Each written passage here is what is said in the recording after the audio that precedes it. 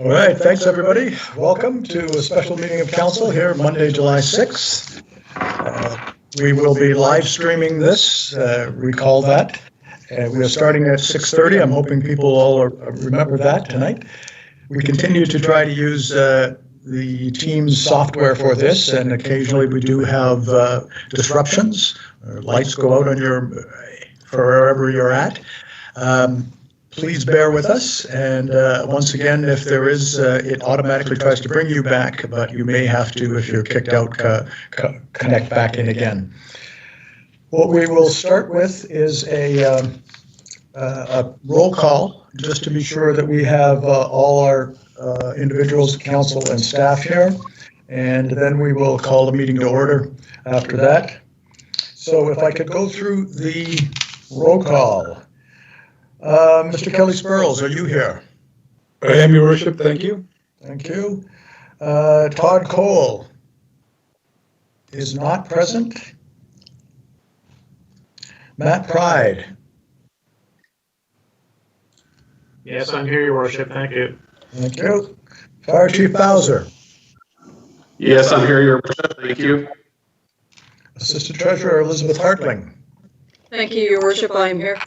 Thank you. Assistant Clerk Becky Goodwin. Yes, I'm here, Your Worship. Thank you. Thank you. Robert McLean. I'm hearing not. Okay. Dwayne Acton. Yes, I am here, Your Worship. Thank you very much. Thank you. Michael Beale. Yes, I'm here, Your Worship. Thank you. We know the clerk is off today. CAO Jamie Burke. I'm here, Your Worship. Thank you. Councillor Finney had called in ill a few moments ago, so he is not here. Councillor Butcher. I am here, Your Worship. Good evening, everyone. Councillor Black. I'm here as well. Hello, everyone. Councillor O'Neill.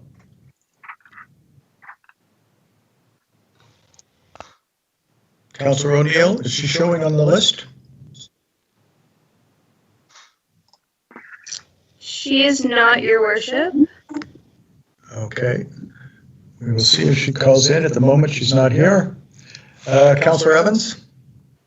I believe that I am here loud and clear-headed. Which part do you believe? I believe that I'm here. Okay. Councillor Michaud? I'm here, Your Worship. Thank you. Thank you. Councillor Tower? I am here also, Your Worship. Thank you. Thank you. Deputy Mayor Aiken? I'm here, Your Worship. Thank you. Thank you. And myself. So just one other call. Has Councillor O'Neill weighed in? Yeah. Okay. Showing, sir. Yeah. I see her. She appears to be here, but looks like she's muted. Councillor O'Neill? Are you able to unmute yourself on the bar at the bottom of the gallery of people? Yes, I'm here now, Your Worship. Ah, there you go. Thank you. Way to make an entrance. Well, thank you very much. We will call the meeting to order. And as noted, we have done our roll call. Is there a motion to approve the agenda you've had for several days now? I move that we adopt the agenda as circulated. Councillor Evans makes the motion. I'll second that, Your Worship. Councillor Tower seconds it. Question? Question. All those in favor? Aye. Aye. Opposed? That motion is carried. Thank you. We have a pretty busy agenda tonight. We're starting with portfolio on a marketing plan. I would like to ask Mr. Burke, in his former capacity, to give a bit of a background as to why we engaged portfolio and what we're hoping to get, and then we will go into the presentation from portfolio. Yeah, thank you, Your Worship. Let's give a quick background here for context, because it's been some time. So, as we noted back in June of 2019, we've been working away on a new marketing communications plan, as noted in our strategic plan. So the strategic plan specifically notes the initiative and marketing communications plan to be an objective and deliverable. So back in July, we issued a request for proposals for the marketing plan piece of the work. We've, I guess, have agreed to kind of pick up the ball on the communication side of things, and but the, I guess, expertise needed to kind of develop that marketing piece was kind of be outside of staff's expertise and time limits. So that RFP closed back in July 29th, so almost a year ago, which is quite hard to believe. So shortly thereafter, we evaluated submissions, and council made the determination to award the work to Portfolio, which is a private consulting company based in Moncton. So we've been working with Portfolio since that time, and I guess I'm very pleased to have Mike Randall and Jennifer Scott Harris on the line tonight, and they're going to be giving you an overview of the draft new plan, which they've been working away on. So, Mike, Jen, I'll turn it over to you guys. Thanks, Jamie, and thanks, Your Worship, and all the council. I'm just going to bring up my screen here and share with you the presentation. We'll take you through this. I know you have a full agenda, so we're going to go quickly through some of these slides. But as Jamie said, the work really began last fall in October. We met with you as a council, and we went through a discovery session. Part of the scope of work, just really quickly to remind you, was to perform an audit of the town's current brand and all associated branding material, a review of best practices in community engagement and consultation, giving strategic direction on investment, attraction, tourism, corporate development, resident attraction, and town values, and ensure that a plan was realistic and achievable with the resources available to the town and aligned with existing assets and priorities, and design their tactics and execution plans. And we went through 4 phases. There are 3 to the development of the strategy. We started with research. We did an internal town team session back in October. We did a council session. And then we went out and did a number of one-on-one interviews with key stakeholders in the community. And we held a World Cafe session that was quite successful there in council chambers, and then was able to deliver a draft strategy report some time ago in the middle of something called COVID. You'll have full access, I know, Jamie, both to the deck and the final strategy. There were a number of strategic strength, weaknesses, opportunities, threats. I won't bother going through each of those. You helped to generate many of those along with the World Cafe, and I don't think any of those would come as a surprise to anyone, but they are there to go through when you have some additional time. One of the things we really did want to do is just take a couple of minutes and go through and tell you what we heard from stakeholders throughout all of that process. And I'll get Jen to jump in real quick. So the overarching themes that we heard through all of our discussions with folks in town, especially from the residents, quality of life was the #1 thing that everyone talked about. There was concerns about growth. The idea was, yes, we're open to growth, but there was some big buts attached to that growth. And there was also a lot of feelings from the residents that there's this disunion between 3 pretty distinct groups of residents: the rural residents, the urban residents, and the university. The main themes that we heard when it came to visitors was that it's a great location in terms of being a great hub for people to be able to visit. There's so much art, culture, and nature being offered, but there was some challenges around such things as the Visitor Information Center, some of the promotional activities that are done, the limited accommodations, and then there was also some opportunities that we're seeing in terms of how we can disseminate information to visitors and ensure that they come into town. In terms of businesses, the main themes that we heard was really the lack of a business voice or support for the businesses in town, and the need for a gap analysis to see what's missing, and then using that gap analysis to really target the types of businesses that we want to bring to town. So in general, the difficulty in answering the question, how would you describe Sackville, was interesting. It really pointed to the fact that a clear positioning statement is needed, so everyone has that same sort of elevator pitch when they're talking about the town. The new kind of small town experience slogan is viewed as a bit too abstract. It means different things to different people, but it makes it hard to really answer that question of how would you describe Sackville.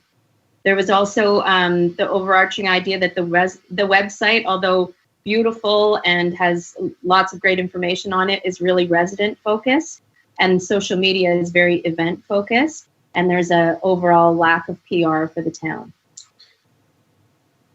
As well, we submitted the first strategy back in April, and so we included a section on the impact of COVID-19 and really urging the town to really start to think about the long-term implications of COVID and how Sackville businesses and organizations will emerge from the global crisis, and potentially how they could emerge even stronger and more sustainable than before, and we offer some recommendations there.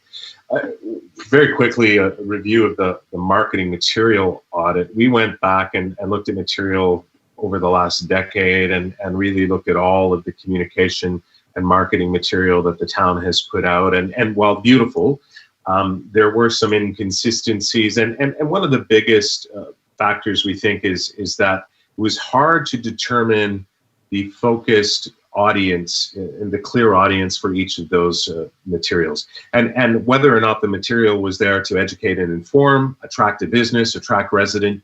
There was no clear call to action. So and then we ran into issues where some of the marketing material didn't match other marketing efforts that were already or still in the marketplace, and there was very little ability to manage or weigh the results of each of that marketing material to really see which connected best with the intended and targeted audiences.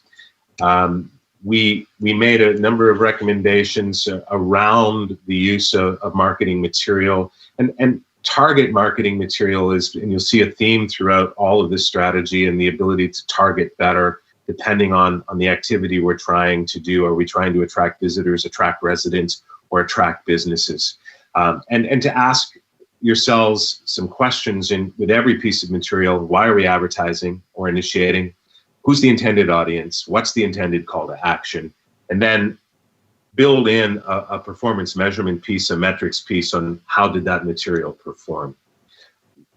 One of the things that we recommend throughout, and we'll get to the recommendations very quickly, but marketing material, all uses of marketing material need to be targeted today, both in terms of audience and intent. There needs to be a call to action, and we need dedicated marketing channels to really have a very direct conversation. Today, as the audit reviewed, the town of Sackville's website is very functional, beautiful website, but really focused and targeted to residents.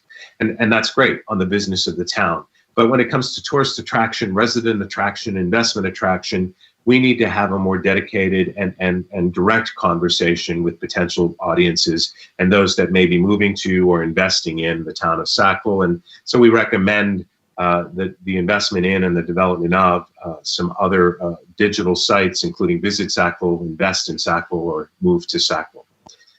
And then making sure that whatever the final new brand and look and feel is, that we ensure consistency across all channels. Again, all of your material is very beautiful, but it was inconsistent from driving down the highway and the billboard I see versus the ad I see in the magazine versus what I might see on the website. There was no consistency of look and feel, and it makes it harder for people to begin to recognize Sackville and what it stands for and who it is.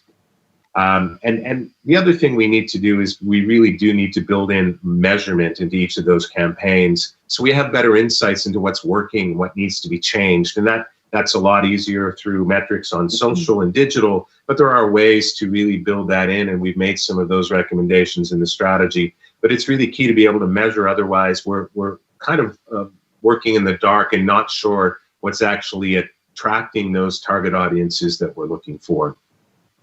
We've created a workflow here, an audit workflow that allows you to really go through and assess your own material moving forward. And there's 3 key questions and workflows. And it really does allow you to determine whether or not we should be keeping that material, using it, or discarding it and archiving it. And that's a tool that you'll be able to use moving forward.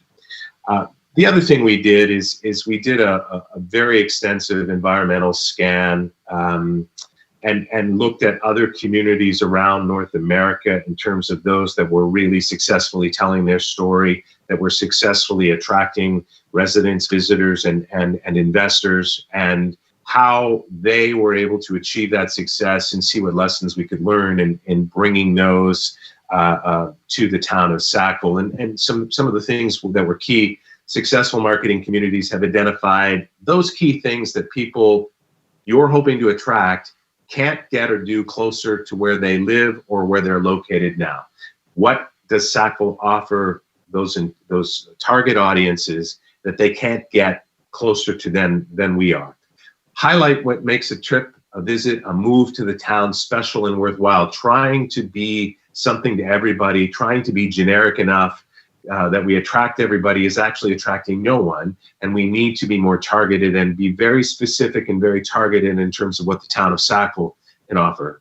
And we need to highlight what sets the community apart from everyone else. And some of the ways that we can do that, we need to influence influencers, site selectors, social media influencers, and others. We need to tell a better story via media and social media. LinkedIn is a key on the investment attraction side and really talking to the business community. And we need to find some provincial and regional allies, especially at the provincial level, to really start to talk about Sackville and all of the assets that it has, some of the amazing things that it has to offer, and ensure that that story is consistently told when ONB and others are out engaging in activity of investment attraction. Some of the takeaways: don't get too hung up on logos and slogans. A brand is a perception. It lives in the minds of all of your target audiences, and it's what they think of Sackville. Successful brands, though, in all of the municipalities we looked at across North America, really have a narrow focus. They don't try to be everything to everybody. They're very specific. And in the larger 50-plus page strategy, we give some very specific examples of municipalities about the same population as Sackville that have done very well at being able to narrow that focus and very much target who they are. Brands are built on products, not just marketing. So again, we need to be able to deliver on a promise and then roll out that brand. And great brands obviously always start with a plan. So I'm going to turn it back to Jen, and she's going to take you through 3 key strategic axes that form the basis of all the recommendations: resident engagement, consistent positioning, and attraction. So what we've done in terms of hitting these strategic axes that kind of bring together where the plan is going, we've divided it into phases. So the first phase really addresses that idea that you really need to deliver on the promise before you can roll out the plan or invite people to come. So the first phase involves resident attraction or resident engagement, and the goal there is to bring the 3 resident groups that we talked about earlier together and really create a sense of pride and belonging for all the groups. So in the plan, we give tactics on internal marketing and communications, a sustainability plan for COVID-19, a buy local campaign, making students feel at home, building a business community voice, and there's also recommendations on if you build it, they will come. And here we address accommodations issues and experiential tourism. Again, in phase 1, hitting the second strategic axe, which is consistent positioning. Here, the goal is to create a positioning statement that answers that question: what do we want to be known for, and ties all the town's assets together. So in the plan, we talk a lot about developing consistent positioning assets, targeting marketing channels, as Mike addressed earlier, with Move to Sackville, Invest in Sackville, and Visit Sackville.com. And then key messages for each of these stakeholder groups. So when we're having conversations, we're really talking directly to that stakeholder group. Now, moving on to phase 2, we begin to look at attraction, which is the third strategic axe. So the goal here is to market and promote why you should come here to potential residents, visitors, and businesses. So we talk about targeting and attracting according to the gap analysis findings that were conducted in phase 1, the development of a site selection campaign, move to Sackville, getting people talking about Sackville in PR and media, and a social media attraction campaign as well. Still in phase 2, we're looking at rethinking how we get information to visitors. So here we're addressing issues such as signage, expanding beyond the printed visitor's guide, and modernizing the visitor information center. In phase 2, in terms of resident engagement, it's continuing to build on the things that were done in phase 1 and adapting some of those changes that would continue into phase 2. And then in consistent positioning for phase 2, we have some tactics around building a marketing toolbox that can be shared to ensure consistency, and investing human resources to ensure that the marketing materials are consistent across all channels. And in phase 3, in terms of consistent positioning, we're looking at ongoing evaluation that will continue throughout phase 3, really evaluating what has been done in phase 1 and phase 2 in terms of defining who we are. And also in phase 3, in terms of attraction, that's where we start to talk about being part of that regional economic development conversation and evaluating the attraction efforts that were conducted in phases 1 and 2. So that was a very, very quick review. Jamie asked us to keep that to about 10 minutes. And again, there's a 50-page plus appendices strategy that also goes into developing a new positioning statement. We provide a number of examples. We provide a lot of detail in each of the recommendations through each of the phases. But we wanted to give you at least a high-level overview of the work that we've done and what we heard from residents. And then certainly we can turn it back to you, Jamie, and answer any questions that may be there. So, Council, any questions on the presentation?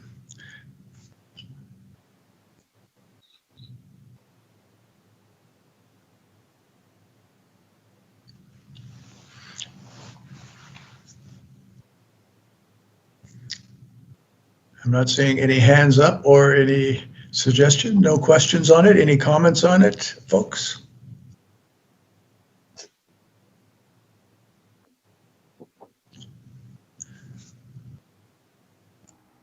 Well, I'll note this is what we had asked for, was for you to analyze what we had and what we didn't have and provide us with some feedback to give us some context of what we wanted to do next. So certainly you've achieved that.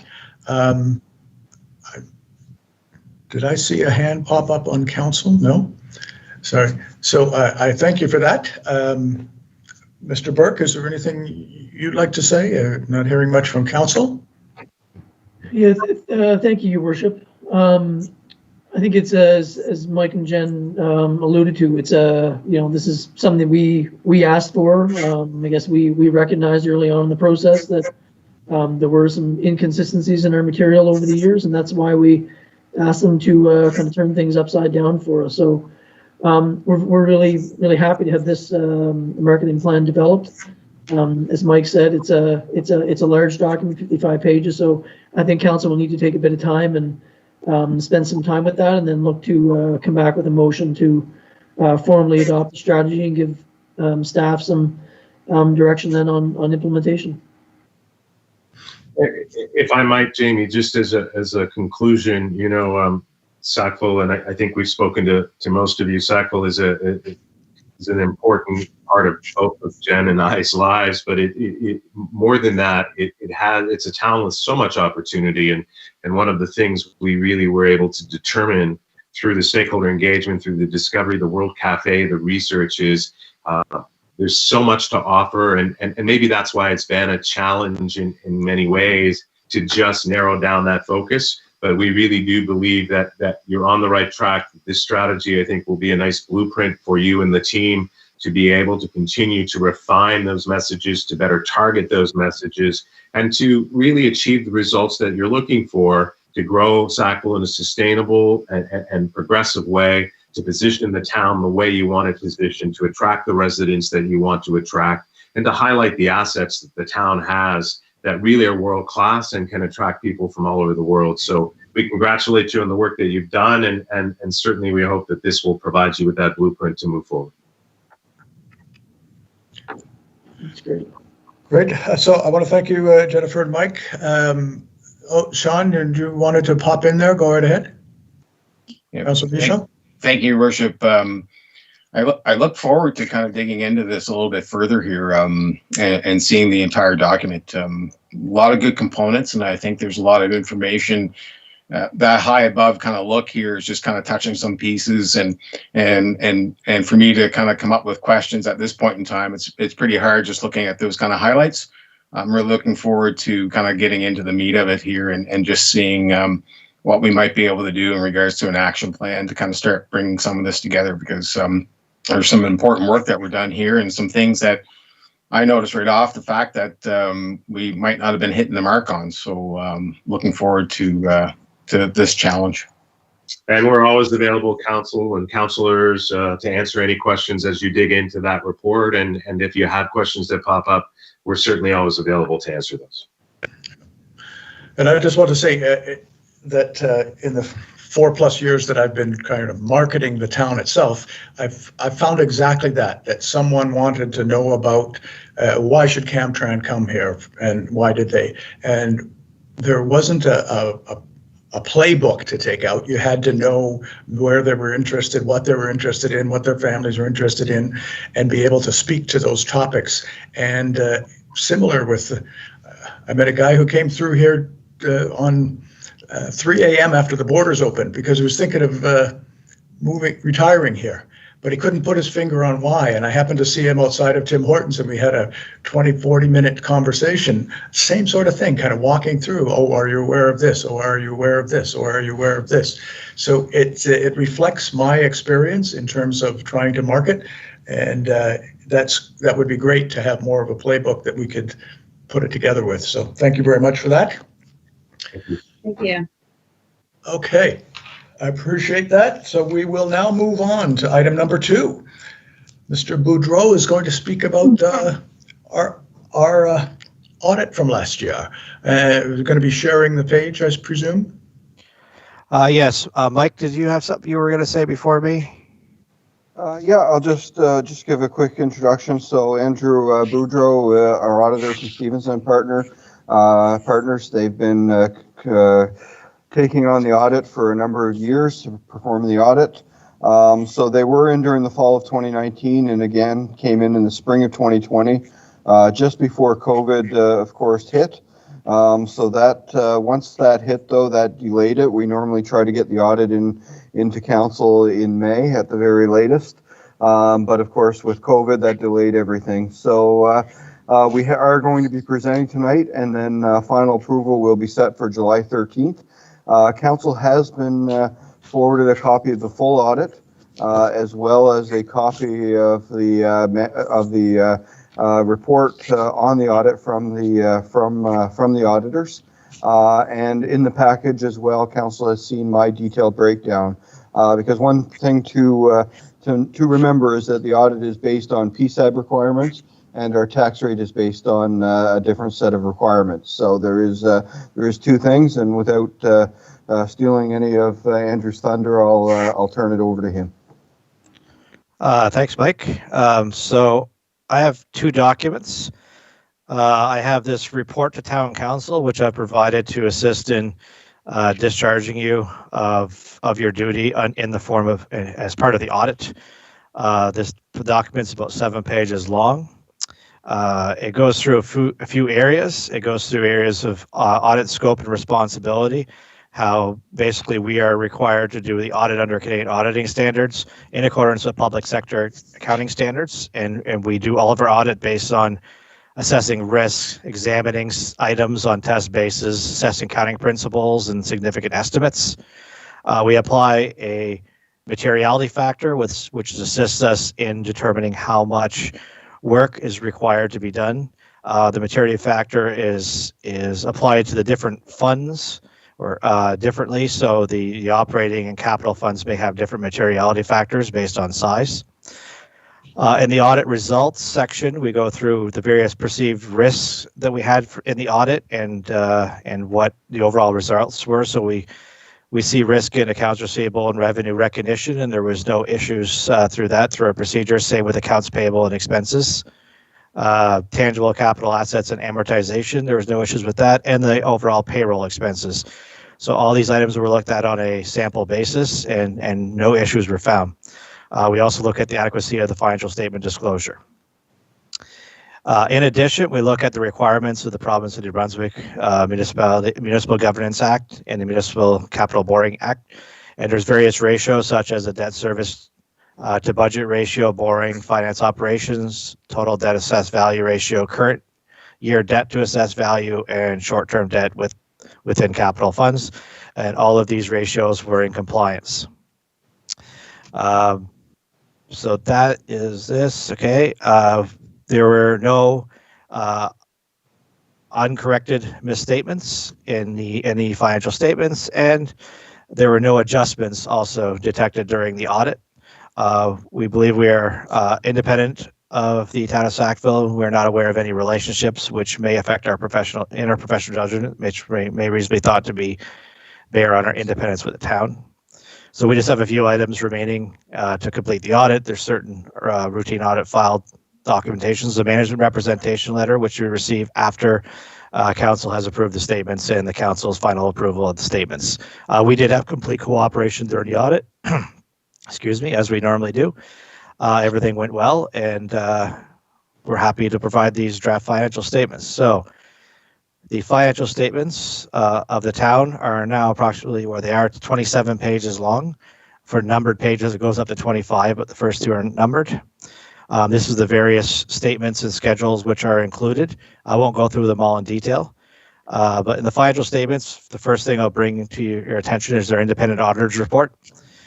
This report states that we've audited the accompanying consolidated financial statements of the municipality of town of Sackville, which comprises a statement of financial position as of December 31st, 2019, and the consolidated statements of operations, accumulated surplus, changes in net debt, and cash flows for the year that ended, and a summary of significant accounting policies.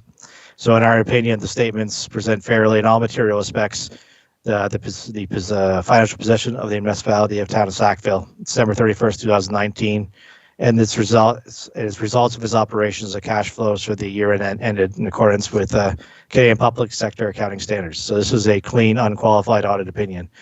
As I had mentioned, the rest of the report goes through details on the audit.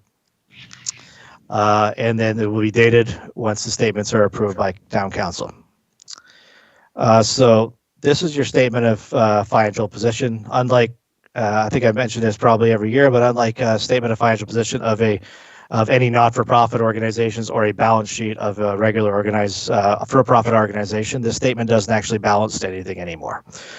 It balances to another page, but it doesn't usually. You see assets and liabilities and equity and all balancing. So this page goes through first your financial assets, which is your cash and your receivables. So there was an increase in cash this year from last year, but there was also a decrease in receivables, which brought your financial assets up to $2,787,000 compared to $2,057,000 the year before. Payables were up when you compare December 31st, 19 to 18 by approximately $300,000, which makes up some of that difference there. And then your long-term debt is down from $13,195,000 to $12,367,000. So overall, that brings your net debt down from $12,854,000 to $11,628,000, which is good. It's nice to see net. It's always nice to see net debt going down. Your tangible capital assets are up this year, so there was additions and amortization against that, which I'll go over in another statement. But it's gone up from $53 million to $55,336,000. So this overall brings your accumulated surplus up from $40,959,356 to $1,026,567. This is your statement of operations. So this has been adjusted, as Mike had mentioned, to public sector accounting standards. Your overall surplus of $3,067,000 is very different from under the old standards, with, I believe it was somewhere around $63,000 in general operating and $9,000 and some odd dollars in water and sewer. So there's several adjustments that are done in these statements to bring them to where they are, just because of the way the accounting is just a little bit different. So overall, your total revenue is at $15,457,000 compared to, that's on a budget basis, compared to $50,458,000 on an actual basis. So your overall revenue came in very close to what was budgeted. On the expense side, your expenses are down $12,639,000 to $12,391,000 compared to budget. So that was positive to see your expenses below what were budgeted. You could see there's been some changes in the various areas, and Mike has write-ups on all of these different changes, with protective being down and general being up a little bit from budget. But overall, on a net down basis, are below, and even below last year's too, is very good.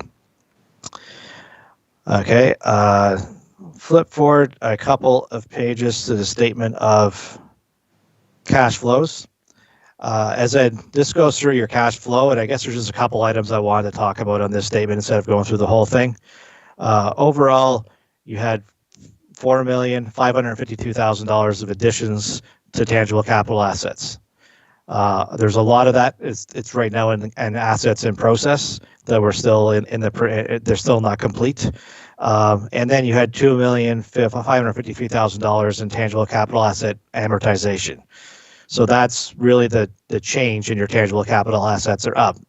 Now, the positive about this, as you can see, there is proceeds of long-term debt of $554,000 for these $4.5 million of additions, and repayments of long-term debt. So your long-term debt's going down by $1.382 million.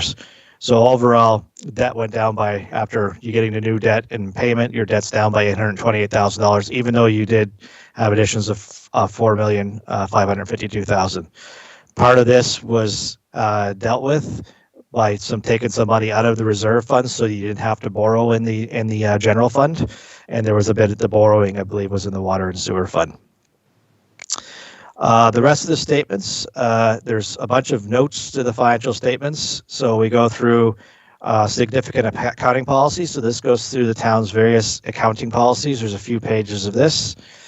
So it gives you an idea of how the numbers are come about, or what the town has decided or has to do for policies to come up with these numbers. So lots of information there. And the cash and bank note, we break out specifically the restricted cash. So that basically the reserve funds, the reserve funds were at $1,167,000 last year, and they're at $1,089,867 in the current year.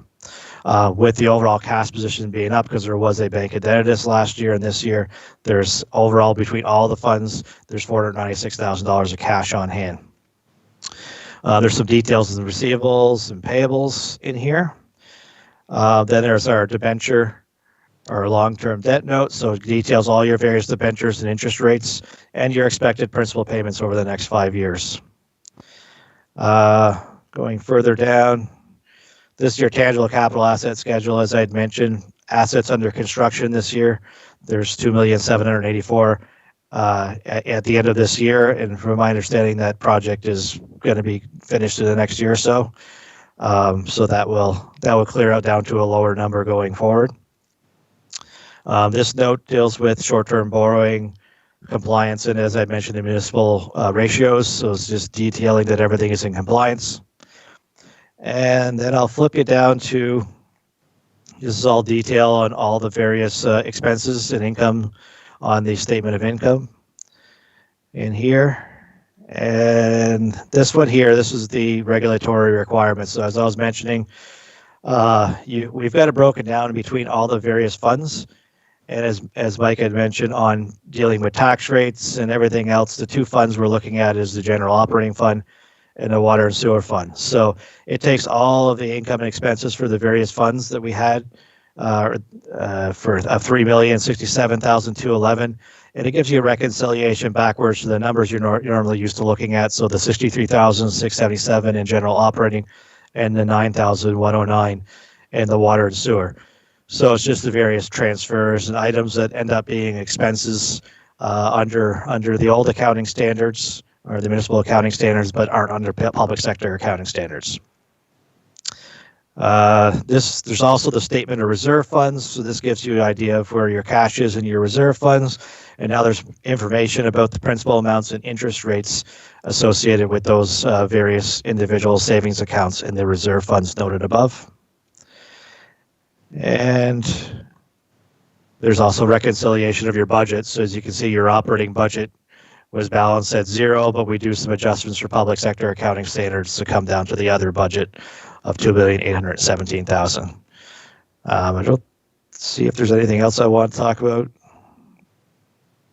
Let me look through my notes here.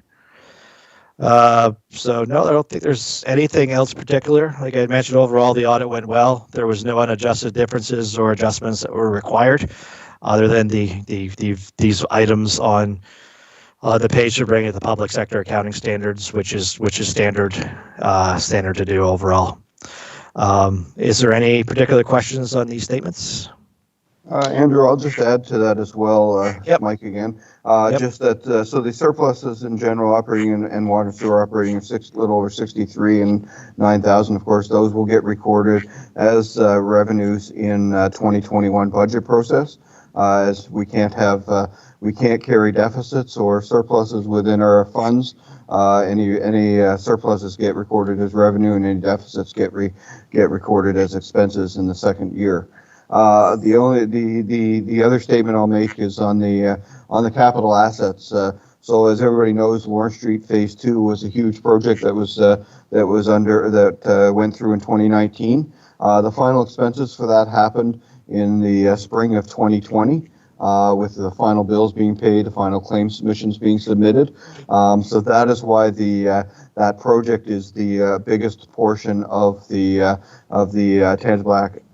tangible capital assets still in progress. Okay, thank you both. Anyone in council wish to make any commentary? I'm not seeing. I will just, Andrew, I think I've said this every year. So summary of it is less debt, more assets. Yep. All the rules are followed. Yep. And the ratios all look good. And that's what you've been saying for the 4 years that I've been listening to you. Yeah, that's right. So that's good. Councillor Evans, you had your hand up, I understand. Yeah. I'm not strong on accounting. I won't tell you the mark that I got when I studied accounting 50 years ago, but I want to thank Andrew for his presentation because maybe because I've done it for a while, but I understand it now. And I just want to reiterate the point that the mayor just made.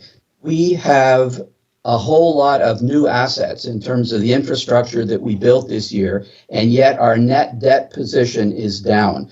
Our borrowing this year was 0, and the way that we deal with our indebtedness, if we keep paying off debt and not making further debt, we get into a really nice position where we're already at the point of almost $1 million a year in capital out of revenue. We are moving towards the point where we're going to have even more than that. We'll be able to do capital projects without borrowing. So I'm delighted by my understanding of this. So I appreciate Andrew explaining it. I want to thank Mike and his staff for putting us in this position. This is a really good position to be in. So kudos all around. And I do want to thank the managers because finance does control things, but without the managers and their support in how they manage their budgets as well, this wouldn't be possible each year to come to the position that we do come to, because we do have good managers when it comes to managing their budgets, and I don't have to be on top of them as often as ones normally would. So kudos to the managers for another good year as well on their side.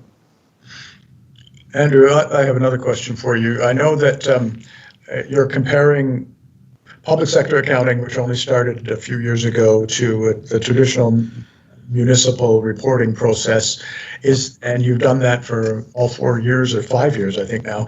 Is that required, or is that at some point will we see that comparison between the two no longer be in audits? That would be up to the province, but I would say that's probably nowhere in the future where they get rid of that. All those normally under public sector accounting statements, you wouldn't be a reconciliation amongst the two different standards because there would just be the public sector accounting standards. That's all you would have. The province of New Brunswick has decided to keep the old standards for their purposes, but also the public sector accounting standards for their purpose of consolidating you into their numbers and everything. So that won't be disappearing, that note. I can only expect that if there's another revamp of the public sector or the reporting manual, the New Brunswick reporting manual, I'm expecting one anytime soon because it's getting a little bit older now, that there probably actually will be more notes regarding this type of thing in there as opposed to less. Any other councillor wish to weigh in? Hearing none. Thank you very much, Andrew. Appreciate all the work. No problem. And council, once you go through all the details of their hard documents, you may have other questions to ask. Feel free to route them through Mr. Beal. So we will move to item number 3, and that is levy on the lake. And Stacy and Shelley, one of you is speaking, I understand. Yes, we are. Thank you, Your Worship. Stacy and myself are both here tonight. Can you see us and hear us okay? I can. Great. Now, we both wanted to put a face to our names and to the event as to Sackville businesswomen. As I'm sure many of you are aware, we both work professionally in the live music sector.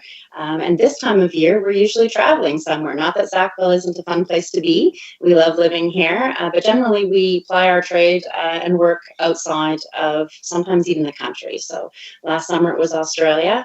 But anyway, we're here now. And what we're about to discuss with you or present to you is actually a direct response to the COVID situation and how it affects the live music sector and those of us right here in Sackville.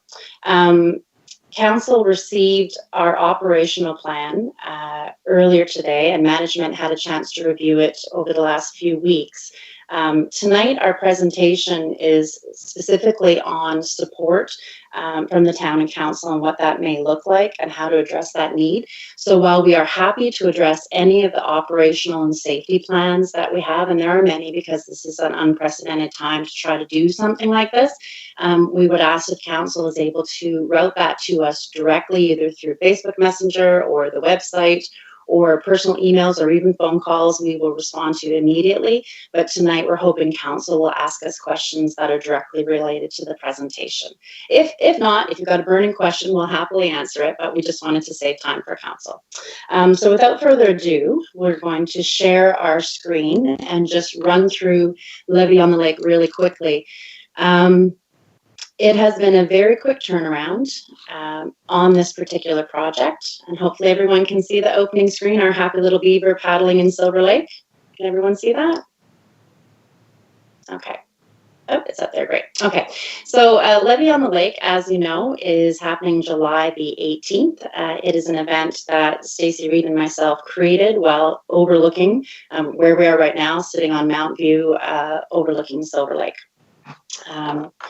So basically the brief intro, in light of COVID-19 regulations in the province of New Brunswick, of course, all the gatherings, festivals, even some weddings up until recently were outlawed. Even if the regulations change, most major events won't regroup. It's very difficult, and there's a long front line to get an event or festival happening. That means that even if things change tomorrow, Stacey and many people like Stacey and myself wouldn't be able to recoup everything we lost for this 2020. For the live music sector, that means artists, agents, sound techs, lighting crews, among others, have lost all means to sustain their livelihood for the next 18 to 24 months. So just to clarify, what we would have been doing this summer, we would have been working on, for the most part, about 80% of it up to 2 years ago to reap the rewards this year. In addition, the value that culture adds to lives in the province is not accessible. The live music industry is decimated. We've been sitting on calls across the world and especially across Canada with presenters. It is a very, very, very dire situation. We have to be creative and innovative in our response. It's not illegal to hold a concert, but it is illegal to gather people closer than 6 feet. So that's why they've just said no festivals. It's very hard to control a festival audience. By holding an event where patrons must be in a water vessel, they will be naturally socially distanced while still enjoying live entertainment in the peak summer months. We see this as a viable solution until the end of September 2020.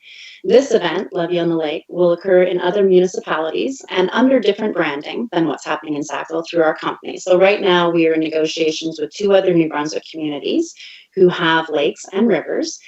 They will have separate brands and a separate event with a separate website, etc. Levy on the Lake in Sackville launches July 18th. So as you may have seen, many artists are doing digital shows, virtual tip jars, and things like that. None of that is really sustainable for us over the long term. Venues and artists generally don't make the bulk of their revenue on a ticketed event until 80% of the house is sold. So it's very, very difficult, even if theaters open, for any of us to recoup what we've lost. So Stacey and I started an emergency response to look after more than just ourselves and design an event, an open source model that other people might be able to use. So here's a quick look at the event. And you can see the schedule over to the side with Colleen and Ray and the Lumberjills, Melanie Morgan, the Divorcees, all New Brunswick acts. When we planned the event, of course, we didn't know the borders were going to be open, but we are, of course, very happy to support other New Brunswick artists and not look outside the province. So a quick summary of the event. The concert's 5 hours in length with a new band featured every hour for 45 minutes with a 15-minute changeover. The event is a Saturday and it commences at noon with the last band finishing at 5 p.m. So that allows us a lot of time to offload the boats before dusk. The theme of the first concert is country and bluegrass. Obviously, Sackville loves its country music and bluegrass, and didn't hurt that, you know, Stacey lives on Silver Lake and Ray Legier lives right across from Stacey, and they're all right here. So additional dates for Sackville are planned for August 15th and September 12th. August 15th would be rock and pop, contemporary music, you know, through the decades, 50s, 60s, 70s, 80s, 90s, and right on through. And September 12th, we're looking at more of a kitchen party vibe with, you know, Celtic, East Coast, Stan Rogers-ish, that kind of idea. The stage is placed on the water's edge of Mount View at the northeast residential end of the lake. It's only accessible by boat, and that's a very important part because the New Brunswick Department of Public Safety confirmed for us through the Emergency Measures Act that a vehicle is considered a boat. People with adjoining properties can, of course, have friends and families on their properties, and that's, of course, legislated by government as okay. There's no more than 50 crew or artists on each of the adjoining lots at the site. So on the Fawcett Field, which is what we've been calling it, and then Stacey's property will disperse the crew and the artists between the 2 lots. I think we can go to the next slide. So there's a little map of where it's going to be. You can see the square indicates where actually we are sitting right now, but not in the water. And there's 2 access points from the town. So the entire event is funded by sponsors and it's free to the public. We couldn't ticket the event. It would be too difficult if weather caused a cancellation. Also, if the regulations changed the Emergency Measures Act. So sponsors will have a presence on the lake stage, on the actual water. Yes, we have floating advertising, and at the ramp sites, as well as all the traditional and social media advertising. The event is owned by myself and Stacey. We have the intellectual property. It's our concept. We are the producers and promoters of the show, and we're utilizing town space to execute. So originally our first ask was, can we rent the boat ramps? And then Jamie and Matt said, well, we don't know if you actually have to rent it, but we would have rented it. The sponsors are key to the success and key to the messaging. So the whole event, all the expenses are being paid for by the sponsors. It's really important that we say that again. That allows us to offer this free to the public. Health and safety, risk management, and execution of the event are high priorities. We have never been under such a magnifying glass as now. We want to assure you, Stacey and I have done several events for the Canadian military. I've done 2 in Afghanistan, and Stacey and I have done 1 at the North Pole. And that's an incredibly stringent logistical operation, and we have commendations from the military for doing that. So we are up to the challenge. The event operates within the current Emergency Measures Act for New Brunswick, and we have been speaking directly with the Deputy Minister's Office for Public Safety, as Matt and Jamie can confirm, and we have been very, very specific about what we are allowed to do, and that Emergency Measures Act is being updated for us as it changes. So we receive copies. Security will be placed at key points as well as safety checks on the lake. There will be local policing activity on the lake. We've been speaking to Chief Bowser and also Sergeant Gauguin. We have a safety meeting planned with them on Wednesday as well at 10 a.m. And of course, any of the town management are welcome to attend with us. The ramp will be social distance for loading, and we are required to contact trace from each of the loading points. Aaron Lloyd asked us, how are we contact tracing people who have private property? If you go to our website, levyonthelake.com, you can see we're asking people to voluntarily register through an email. They get entered for a prize draw as well, so that we can try to keep track of everybody that's on the lake. And we will have people on the lake reminding people to register that they were at the event or check themselves as at the event, so that we can keep close ties on who was there. Where are we? There's a rain date schedule, and the announcements will be made by 7 a.m. on the day of the show to allow for planning. The wind can come up that lake pretty hard, we know. And but nothing can be worse than trying to be live musicians and live music producers in a pandemic. So we feel that we are up to dealing with the weather on Silver Lake. And that would be the next day, the following Sunday. The event was announced on New Country FM 96.9 on June 29th. They are a major sponsor, and they have been promoting Sackville steadily with us and this event. Okay, let's move on to the next slide. A sinking ship or a lifesaver. So here's the timeline of what it took to get to this point. We were canceled on March 15th. Everything that we had worked for. Over 48 hours, all cultural workers in the live music sector watched all their festivals, events, touring, planning, record releases, everything you could think of. 18 to 24 months of work canceled worldwide. And it was like a house of cards, and it was devastating. We went through all the stages of grief. For Stacey, that meant a tour to Scotland with right from Sackville to Junior Jills, and also her work in the Northwest Territories with young Indigenous fiddlers. For me, it was other Canadian dates performing and booking conferences at international events in Europe. And for both of us, all the work that we do with the New Brunswick Old Time Fiddle Company and the Lumber Jills and the Junior Jills and the Little Jills here in Sackville, as well as other artists. We started lobbying the government, provincial and federal, from April onward for permission to work in our field of safety measures in place. We began trying to source income. We came up with the proposal and presented it just before June 15th, and we met on the boat ramp with Matt and Dwayne and Todd and Chief Bowser and a few other Rob people that were there as well, and we said, this is what we'd like to do. Their response was very supportive. We know it's a unique idea because we've been hearing feedback from all over New Brunswick, and there's been a lot of media interest in what we're doing. People are doing drive-ins, but they're not doing anything like this. A drive-in goes through your FM car stereo transmitter from a transmitter, and this is actually live music to live ears, live people. June 24th, only 13 days ago, the government of New Brunswick granted us permission to operate under the interpretation of the Emergency Measures Act. So they don't approve us, but they tell us that our event and proposal and operational plan falls under the current version or interpretation of the Emergency Measures Act. So here's the status, and here's why we're here tonight. July 8th to 9th, that's in 2 to 3 days, we have to secure the final amount of our sponsorship. It's $35,000 to $40,000 to operate. The bulk of that isn't necessarily the artists or the staging or the sound crew. It's all the additional staff that we require to make this a safe event.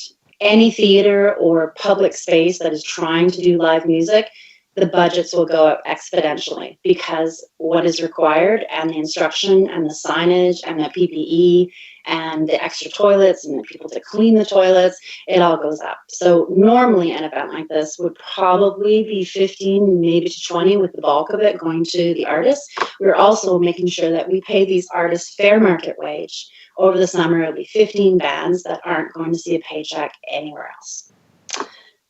Okay, we can move on to the next. Okay, so the event benefits. Well, I want to thank Portfolio for helping me with this one because the number one thing is quality of life. This is a free event to the public, paid for completely through the sponsorship program. There are no live music cultural events like this happening for families to experience live music and culture together this summer. We hear it over and over again. For tourism, Silver Lake is largely underutilized. We look out on the lake every day. We're starting to see more people, of course, because COVID has brought people into the garden and outside walking and spending more time with family, so that's great. But we feel that it's a secret. The event will be featured in traditional and social media campaigns across New Brunswick, but primarily southeastern New Brunswick. We've caught the interest of Stingray, which is, of course, 96.9 and their sister station 103. It's the category killer in the market. They have 44,000 people listening on average weekly in the 25 to 54 demographic, which is the sweet spot for anyone trying to sell anything. And they are big on what we're doing. They have no other major event to promote, and they've been fabulous. Supporting the arts, the creation of this event will be rare in that it is live music held safely in front of a live audience, and this is not being offered anywhere. It will create jobs and media attention as an innovative model. We already have people asking us, how are you doing this? What's the model for it? So for the town of Sackville, there are several different budgets that we see that may fall under an opportunity for the town to support us. We understand we're not a nonprofit. We know that normally there are grants and systems, but we are in unprecedented times, and this is an emergency response. And this is also taking the place of so many other things that aren't happening, not just in our municipality. So the town of Sackville, as we understand it, and this is a very general summarization, has an advertising budget, a tourism budget, a recreation budget, and I'm sure other budgets that we're not aware of. Other than generic advertising, the town has no major events or happenings to draw economic benefits right now. Students at Mount A are only back at limited capacity. Businesses have closed downtown. The majority of summer events and festivals are canceled. Our event is advertising on a major radio station and social media. It's also very unique. Our location is synonymous with our events. So Sackville, saying Sackville goes hand in hand with Levy on the Lake. So you're receiving a built-in promotion. We're already doing that. We're promoting Silver Lake as a destination for outdoor recreation, including boating and swimming. We're effectively doing some tourism promotion as well. We're promoting Sackville as a progressive supporter of the arts and goodwill to communities via a free and safe event at a time when people need it more than anything. This is a strong loss leader and an incentive to make the trip to Sackville.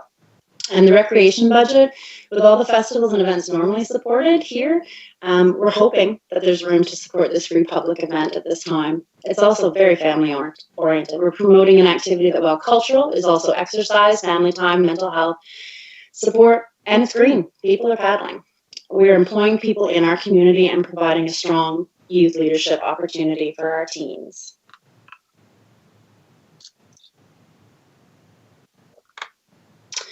So this is the real thing that we want you to remember. We are not a nonprofit, and we've been asked many times by the provincial government to become a nonprofit.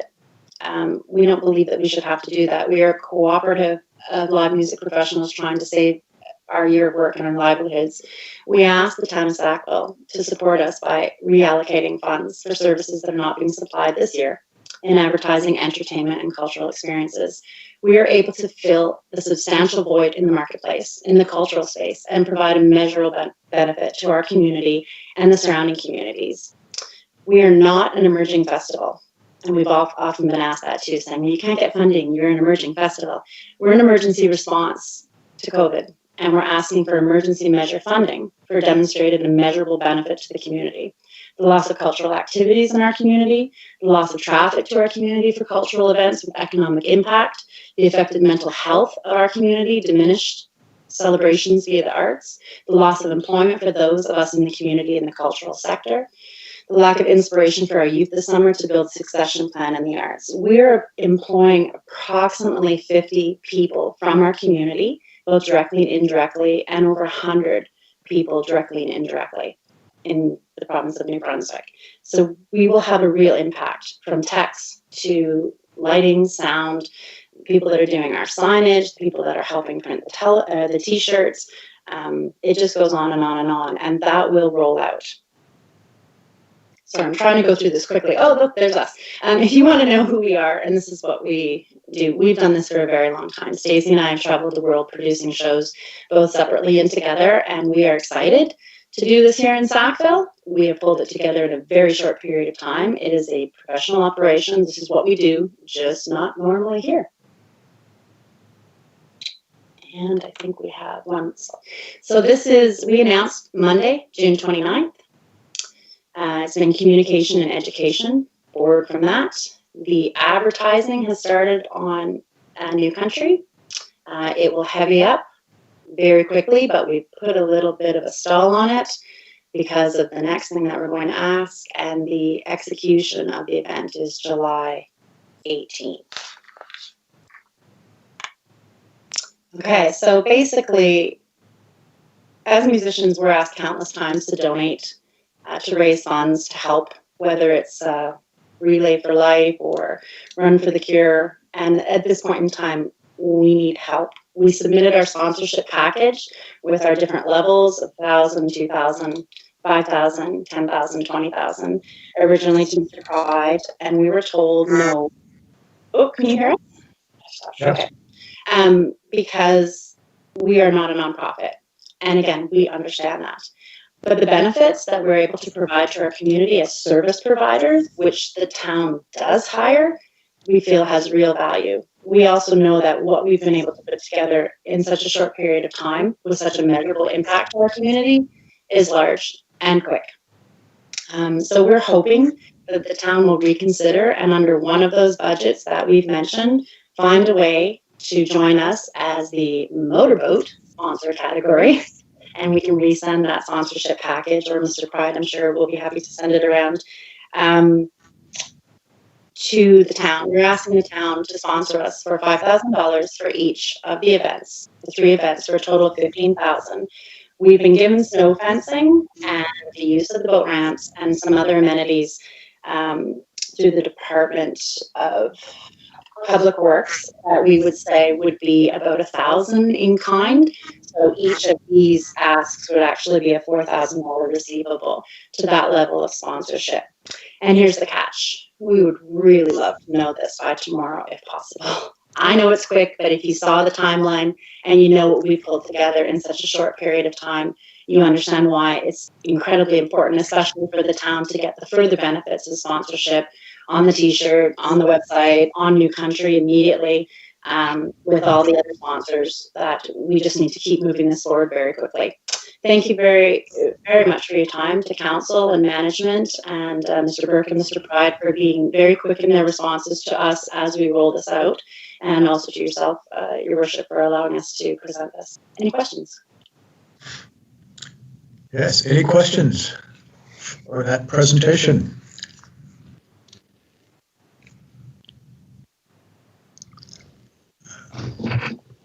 So, Deputy Mayor Aiken, did you have your hand up? Yes, Your Worship.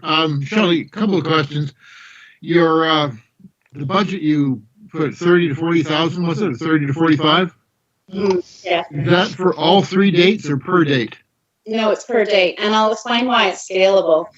We are trying very hard to pay the production companies and the artists their standard wages, but everyone's agreed in principle to kind of scale as to the event. So our target for sponsorship, we put it at that. But like, for instance, if the Emergency Measures Act changes and we have to accommodate more porta potties or more staffing to accommodate, like when we started this, we didn't know we would have to do contact tracing. That wasn't in the first interpretation of the Emergency Measures Act. We also thought we could put motorboats on the water. So now, for instance, the main boat ramp will have 4 lanes of portaging traffic that all have to be stopped and held and listed for each family or boating party.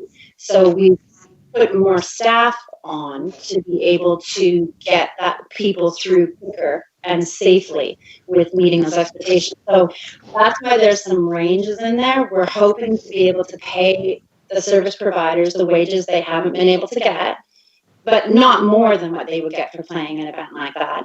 And then also we're trying to allow for any changes that may happen between now and July 18th. Hope that answers the question. Yep. Second question I have, the other communities you're talking to, are they close enough to be a kind of a, without saying who they are, to be a competition for this? No, I mean, I don't mind saying we're speaking to the city of Miramichi, and we're also something north of Fredericton. So we're looking at also smaller communities because that's what we know. We live in a small community. It would be a completely different brand, and the events are also free as well. So they're not really a competition. If anything, it's like a series of events. They're all on different dates. So if people attend the Levy on the Lake, we'd hope they'd head up to, well, Stacey and I are still disagreeing about the name for Miramichi. She wants to call it Reels on the River, and I want to call it Jamboree on the Miramichi. Anyway, so yeah, no, not competition. The idea is that these events, we want it to be open source. We want more communities to develop this kind of model. We have such a short window in the summer to draw people to our communities and celebrate with our citizens and keep the arts alive. Okay, thank you. Thank you. Councillor Evans. Yeah, it's interesting. 2 weeks ago, I think, we had a special meeting where we were talking about what the town might do to support business in general, people who've been negatively affected by COVID. And this is this falls neatly into that category. And so I am personally sympathetic, and I like this idea. Now, there was some ambivalence expressed 2 weeks ago for the concept. I would like to find a way to do this, but the point that I raised then is the point that you've already mentioned, and that is that this is a for-profit. It's not a not-for-profit. And I'm just, generally speaking, when someone makes an ask like this, I hope that staff will give us advice on consequences. Like, are we, in terms of precedent, or are there some, is there a downside to doing what my gut tells me I would like to do? So I'm not sure how we're going to do that, but I am sympathetic. I am, my instinct is to be supportive. You're quite right when you say that this particular industry has been hugely affected. It's a vulnerable industry anyway. And so if there was a way we could do this, then I would be interested in finding it out. But I would like to get some advice from staff about what else we should consider. What are we exposing ourselves to in terms of, like I said, precedent and other stuff. But I thank you for doing this. I think it's a wonderful idea, and I hope it's successful. Thank you, Councillor Evans. Oops, my microphone on? Yep, okay. Yep. Sorry, I'm new to this particular technology. In response to how it may be done, I've been contracted several times by the town of Quispamsis they outsource their Canada Day. So they give me a budget, and I perform, the hiring of the entertainment and coordinating the cake and all that sort of thing. So we recognize that there are some challenges within the budget, but we are service providers. So similar as you would work with a portfolio company, or we're an entertainment provider. So it's a turnkey operation. We are taking the risk. We have the $2 million liability, plus the stage has an additional $1 million on it. So it's basically a turnkey operation that the town of Sackville gets to participate in for a fee. But then you also get more than value in your advertising and the long-term benefits. We're also completely open to adding a page to the website that features any of the town businesses that want to participate in our picnic program, because we were thinking it'd be great if box lunches were ready to go and picked up before you hit the water. And we are more than happy to list and link the phone numbers of every business at no additional cost to them to just provide lunches for people on the lake. So there was a couple of ideas of how we thought we might engage even further into the business community in town. And also, before I forget, I just wanted to acknowledge we've had several people help us. Chief Bowser has been fantastic, of course, Mr. Pride and Mr. Burke, but also Maryland Town Council has been amazing at linking us with different business people and ideas that she's had, and David Hawkins as well. So we just wanted to give them a shout out for their extra work. Okay, so just to follow up, I'm just thinking of, like I say, finding a way to doing this. It would be an option then for us to consider contracting with you to help entertain our community. rather than make a donation to a business. Is that, I'm just spitballing here and I haven't thought it through, but is that a possibility? We're open to working with the town in the transparency of the services that we are able to provide through this activity. However, it best fits your mandate. But we do feel that based on especially what Portfolio said, as far as the quality of life, the advertising, the social media presence, the draw, like Stacey and I were sitting here going, thanks, Mike. Thanks, Jen. Thanks, Mike. Because every single thing they were talking about for 2020, we have it going. However, this is a very quick turnaround time, and I can't express to you enough. We're waiting for a very, very major contributor that I don't want to say on YouTube right now that had a very large restructuring happen due to COVID that had committed in principle and is now waiting, and we find out Wednesday. This event could still fold. Like everything else now, it is very fragile, and unfortunately, Tuesday morning, we may have to notify everybody that we couldn't meet the target. And there's no shame in that. We've tried. Yeah.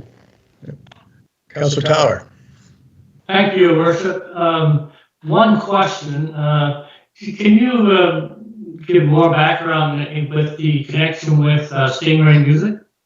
Yes, of course. So Dan Fagan is the general manager. Not the general manager. He's actually the director of operations for the entire province of New Brunswick. And I met Dan through different business dealings. I reached out and said, we want to do this event. Can you come on board as a major sponsor? And he's been great in hooking us up with different people who may be able to sponsor different levels. Also, with most radio properties, when you do an event and they want to partner with you, they can resell the event as content to help their listeners have something fun to be excited about in the summer. So there's some prize packaging and things that we're working on. We may even have Scotty and Tony from the morning show out on a pontoon on the lake. There's been talk of that, hosting the stage. So people want to have fun this summer, and even businesses like Stingray and New Country are looking for something to talk to with their listeners and get excited about other than more COVID regulations. So they jumped on board immediately, and they're also on board for our other two events in the province as well. Excellent. Part two of that is to go back to what Councillor Evans was talking about. And for 2 weeks ago, we talked about how we can help the local businesses.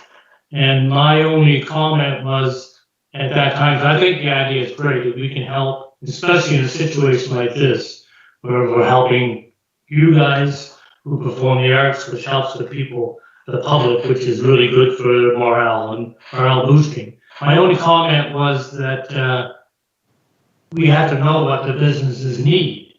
And now you're presenting something which lets us know what one part of the business needs. So I like this presentation. I think the idea is fabulous.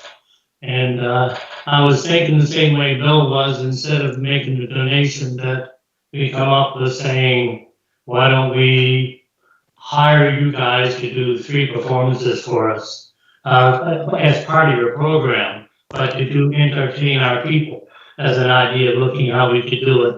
Because we haven't got any plans put together saying this is how we can support businesses by this method or that method, and we don't have the funds, but your method opens up some funds possibly. So I like the presentation, I love the idea, and I hope we can do something for it. Thank you, Councillor Tower. I appreciate that. One other bit, I mean, there's so many different aspects of this, it's hard to tell you everything in a minute, and I'm sure we've taken way more time than we're supposed to, but we also have a number of young people involved in this event. Of course, they've lost their school year, they've lost all their activities and fun things to look forward to. So Stacey's obviously really connected to a ton of young people. And we have, how many do we have involved in this event? You? Yeah. 25 to 30 young people that are in positions that they're not at risk. They won't be in high touch or high risk areas with the public, but they're out on the water. doing some fun events with the sponsors. They're going to be helping us backstage, learning how events of this scale run. We also have the Fawcett family as patrons of the festival because Judy has donated her land. And so there's lots of really ingrained things that we're doing for the community and inviting the community to be part of this event with us and have ownership of it. Excellent, thank you. Thank you. Thank you, Councillor Tower. Councillor Michaud, please. Thank you, Your Worship. I agree with a couple of fellow councillors here. I think this is a very important project, and to pull it together so quick, congratulations, ladies, in getting that together. I think this is something important for our community. I think it's something that our downtown, our business community could tap into in regards to maybe helping them bridge some of what they've been dealing with the pandemic that's going on. You know, and is there an avenue that we can provide sponsorship? You know, there's other organizations that we provide taxpayer money to that are actually granting money to for-profit businesses. So, you know, such as Renaissance, they grant money to for-profit businesses. So I'm just wondering if there's an avenue that we could make this work, and let's make it happen. You guys have a deadline. We're eager to find a way to help. I agree with Councillor Tower in the fact of, you know, you're a business that has stepped up and said this is where you can help. That was one of the questions that, you know, what our businesses in our community looking for. You've presented, so let's make this happen.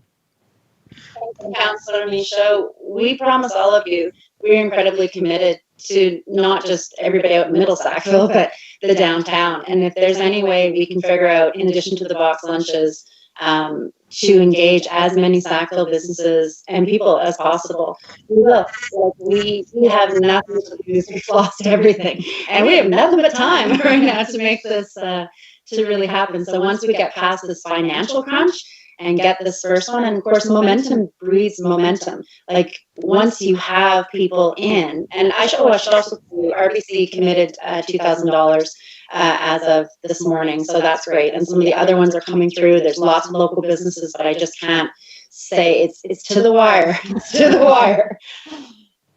Okay. Councillor O'Neill, were you trying to speak? Yes, Your Worship. Thanks. I was just wondering, Stacey, you have a date of July the 18th. What happens if it's a rainy, miserable night or miserable day? Plan for the following morning, so we're hoping that by July 19th that we'll have cleared up.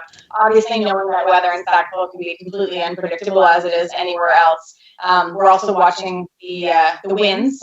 Living on this side of the lake, I wake up every morning and look at it in hopes that it's going to be under 20 kilometers an hour. But we're also trying to provide something that's safe for people. So if the winds are blowing that day and it's 35 kilometers an hour out on the lake, we certainly don't want to put people in a position where they have to be out there or should be out there in any way. So much like we've discussed in, you know, when Shelley was beautiful, and I was actually there for a bit too, the regattas in the morning. They call it at 7 a.m. They look outside, they say it's going to be a nice day. Because it's a free event, we don't necessarily have to worry about, you know, reimbursing anyone or any of those kind of things. So we want to make sure that what we're providing is safe on all fronts. So that includes water as well. So our contingency plan is the 19th. If something were to happen and we couldn't do that, we would plan for another date later on in the summer that would be able to make up for that lost date then.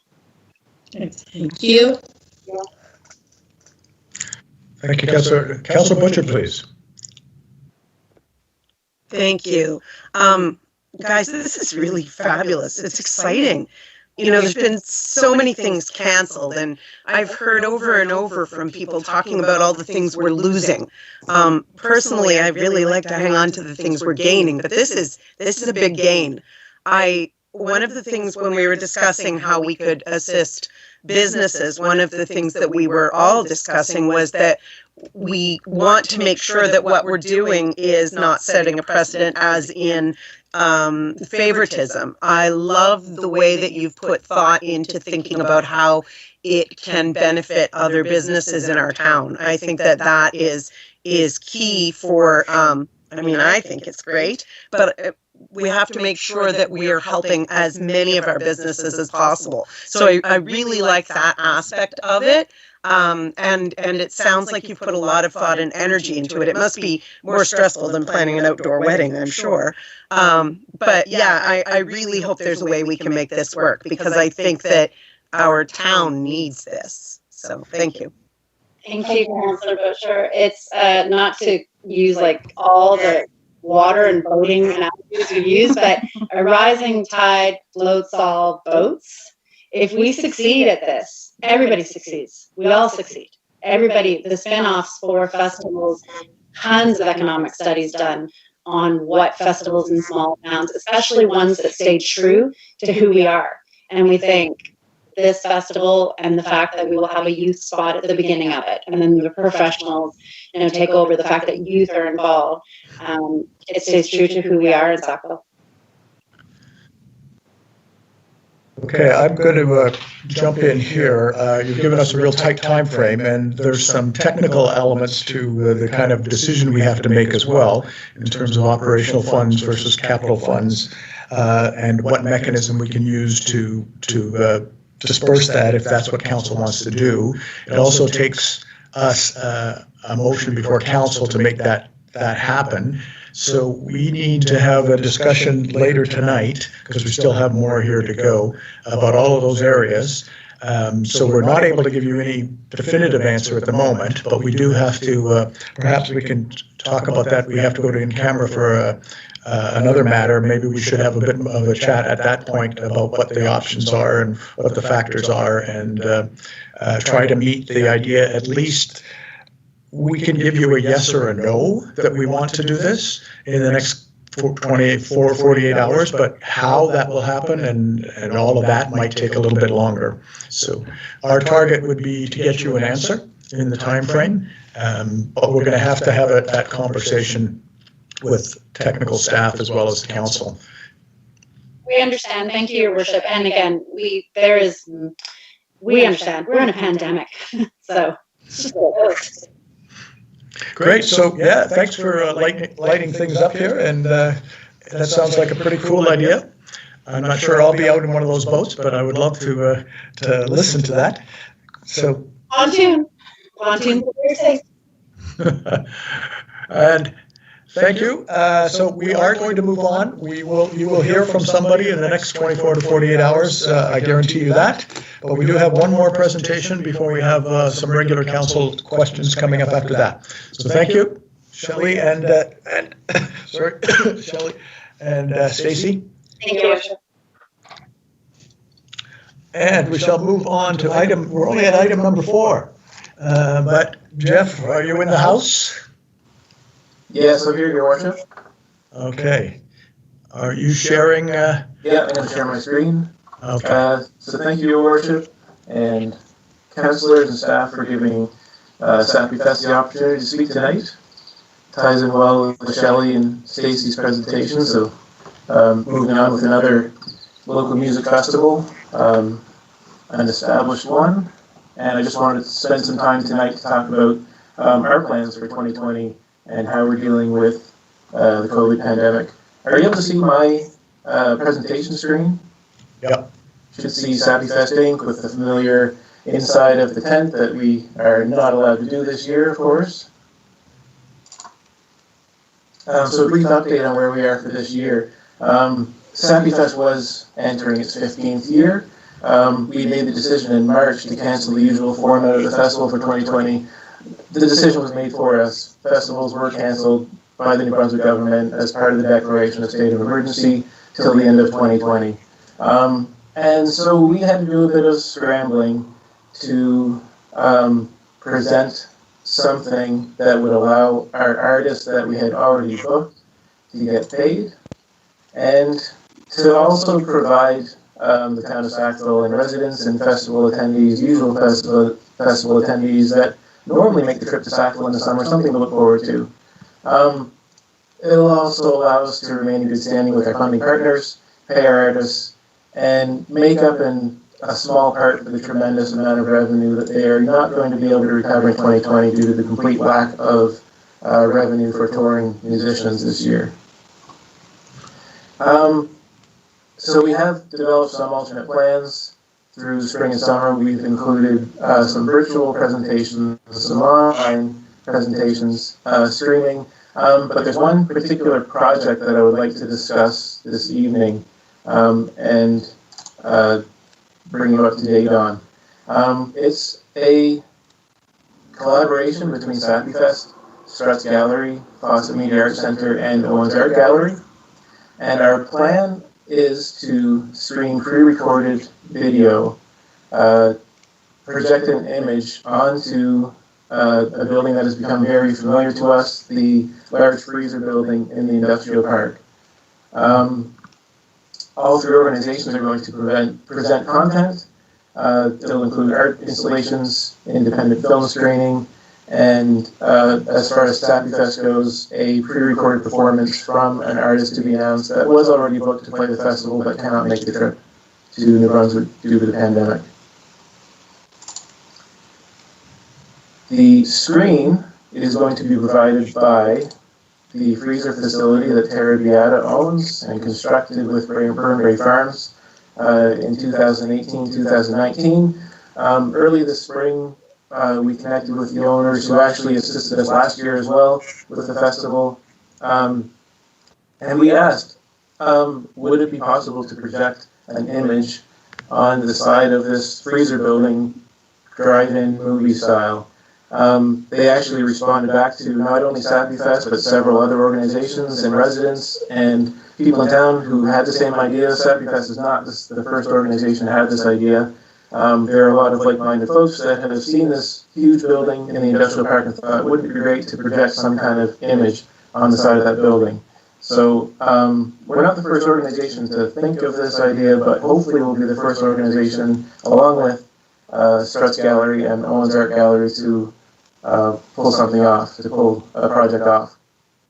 The freezer itself, it is 14 stories in height. It's the tallest building in Sackville. It's a very unique structure. It can be seen from all directions coming into Sackville, whether it's across the Tantramar Marsh, coming from Nova Scotia, from the Westcock Marsh. It's quite a dominant structure on the flat horizon, or coming from heading east on the Trans-Canada coming from Moncton. So you can see it from all sides as you drive towards Sackville. It's a quite interesting structure just because it is a large, white, cube-shaped freezer in the middle of a marsh. It is white due to thermal bridging, to reduce thermal bridging, since it is a freezer facility. And the surface area of the east and west sides, so the shorter sides, it's not exactly a cube, it's a rectangle. The shorter sides have a surface area each of 1,800 meters squared. To put that into perspective, the largest drive-in movie theater in North America has a screen size just over 500 square meters. So what we're talking about, the east side and the west side of the freezer facility is 3 times larger than the largest currently operational drive-in movie theater in North America. The north and south phases are even larger, but we're focusing in on the east side for an image projection as part of Sackville. The size of the building made a bit of a challenge to find suitable equipment to make a clear and crisp image. We did make a few phone calls to local audiovisual firms and found out that there was no one locally able to provide the equipment needed to project an image large, bright, and clear enough on the side of this building. With the travel restrictions at the time, we couldn't bring a crew in from outside the province until the Atlantic bubble opened up last week. Then we started to fast track an image projection firm company that could provide a large enough image on the side of this freezer. We sourced several companies from Halifax that have the capability to do so.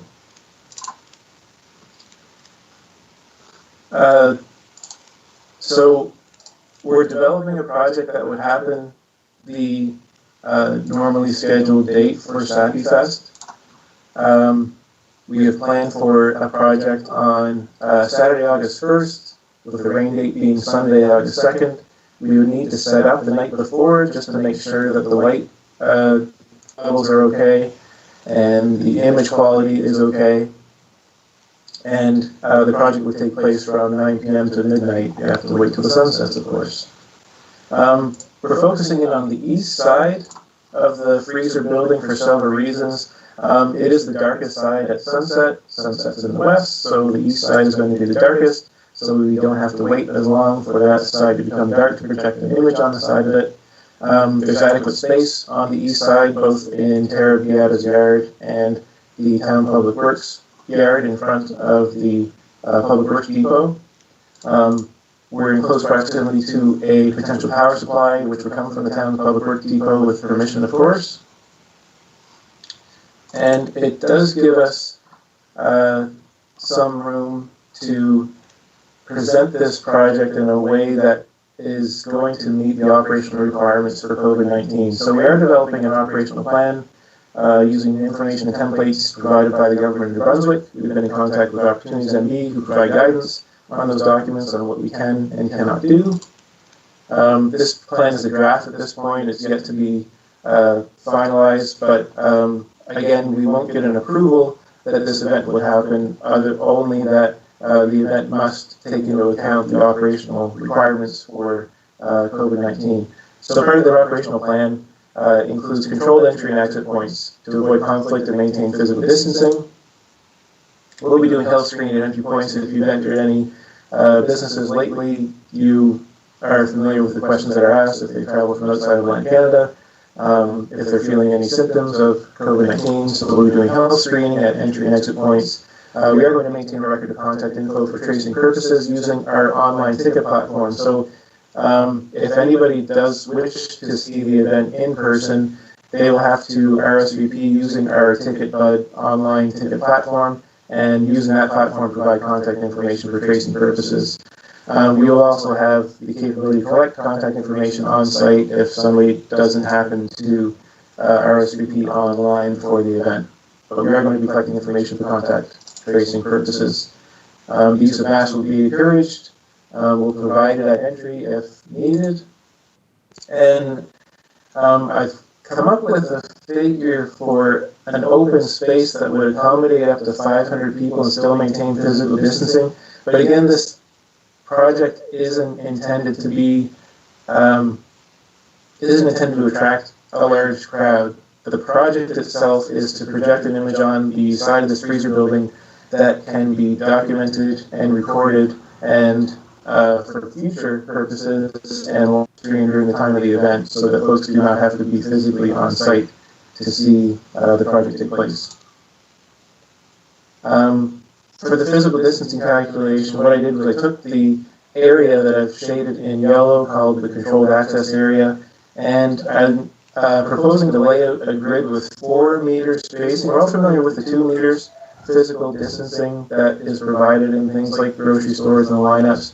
But when somebody needs to cut between you with 2 meters physical distance, there's no real space to go. So I did a calculation based on 4 meter physical distance. So if anybody needs to pass between anybody else, they can safely do so and still maintain physical distance. And so we do have some requests that I'm hoping can be brought forward at a future council meeting to enable this project to take place.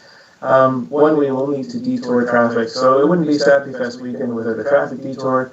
We are hoping for closure of Crescent Street between Sloane Street and Industrial Drive, where traffic would be detoured through Industrial and Sloane Street for the duration of the project. We do need a temporary power supply. I'm told that power can be drawn from the Public Works Depot. We just need to tell the audio-visual team coming up from Halifax what the connection is, and they can bring the appropriate equipment. We would request a noise bylaw exemption for both setup and the night of the project. The noise itself, the sound, will not be a large public announcing PA system because of the fact that the intent of the project is to record it. The sound will be piped through the video itself and then superimposed on the images that are captured during the project. So there will be a PA system on site, but not the familiar festival loud system that you're going to hear from a great distance. And plus, the speakers will be pointed away from the town across the marsh, so folks in Amherst may be able to hear a glimpse of it. but likely not because it's not a large PA system that we want to bring in. And then use of public works parking areas. So during the event, controlled access would be delineated with pylons and marking tape in this yellow shaded area. So we would hope to use the town public works parking lot in front of the depot as part of the controlled access area, if people so choose to come down and see the images projected on the side of the Terra Beata freezer.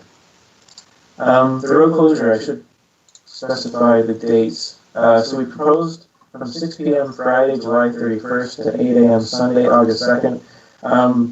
We could open the street during the day on Saturday, but to avoid any confusion, we would propose that that detour just remain in place during the day Saturday, from the night that the crew sets up on Friday through the event on Saturday, and then open up the street again on Sunday morning.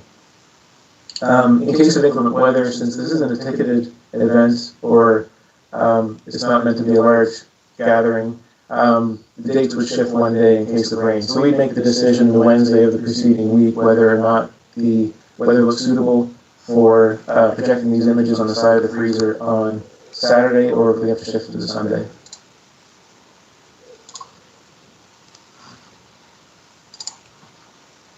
So just a few important considerations for this project. Through the collaboration between the three organizations, Sackville, Owens Art Gallery, and Struts, we are proceeding with a budget comprised entirely of grant funding and sponsorships, and we're not depending on ticket sales for this event. Large attendance numbers are not the intent for this project, and we want to avoid packing a lot of people in, obviously, to prevent the spread of COVID. We realize that there will be folks curious to see this in person, so we will have plan controls in place in accordance with the government of New Brunswick COVID guidance documents in case people do show up. That we will provide screening and contact tracing at controlled points of entry, and provide enough space for physical distancing within the controlled access area. The emphasis of this event is really to document the image projections on the side of the freezer, partly to show that can be done. This project is going to provide a roadmap for organizations who may wish to present a similar event in the future. So as I mentioned previously, when we asked permission to Terra Beata if we could project images on the side of the freezer, we got a mass email back from the owner saying, yeah, we're okay with it, you just need to coordinate between all of yourselves, between Sappy Fest, Owens, Struts, all the community groups that have contacted us, to make sure that your dates don't conflict and that you're all on the same page and you're coordinating. So this particular event that we're planning for this year would provide a roadmap for organizations who may wish to present something similar in the future, either under COVID restrictions or not. But this will provide kind of a roadmap or game plan for anybody who wishes to do something similar. Our emphasis is to document the event as an alternative to in-person live events. It still provides income for the artists that were booked to play Sappy Fest, an opportunity to present their art and have it documented and presented publicly. And it's a potential draw to Sackville as a unique attraction for special events programming. Again, this screen, the side of the freezer, is 3 times larger than the largest drive-in theater typically currently in operation in North America. So it does provide a unique attraction to bring folks to Sackville if anybody wishes to plan a similar event sometime in the future. So that concludes my presentation. I do want to take some time to thank the town for their continued support of Sappy Fest. This year does give us an opportunity to explore new methods that can possibly reshape the way that we do things moving forward. Maybe this, if successful this year, becomes a regular part of Sappy Fest programming.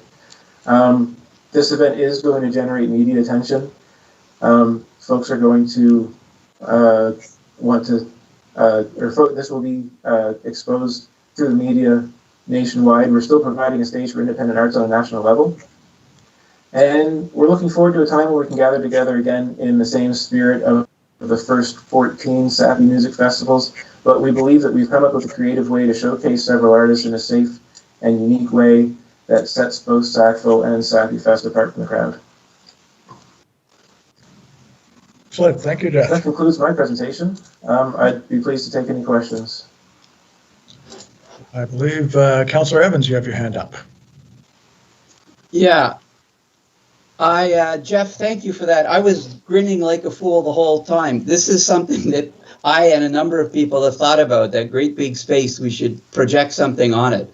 So I'm delighted that you have this idea. I'm really tickled and I'm keen. I just want to clarify, what exactly is your ask of us? Is it just logistics, closing the street and using the power from Public Works, or is there something else? If you could answer that.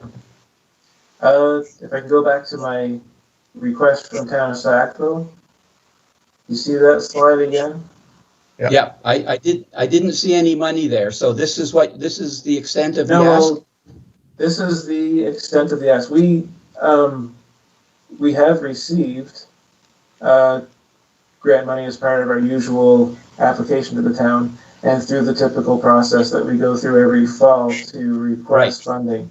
And so that funding is being used along with funding from other partners, both at the national level and other sponsorships, to fund this event. Great. Well, I'm going to have to take a moment to calm down and try to be sensible thinking about this, but I'm just giggling. I'm so enthusiastic. Right here. Any other questions from council?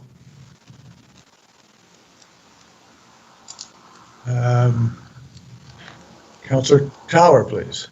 Thank you, Your Worship. I'm just curious, for the people who want to go there, are they going to be standing around? You're going to have chairs for them to sit in locations?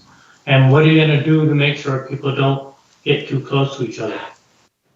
So what I'm proposing is to use temporary marking paint to delineate 4-meter spacing. 4 meters provides adequate space for folks to have their own physical distance, plus an aisle in between each person where they wish to stand. We are providing seating. It's not a particularly long event, so folks will be standing for the duration.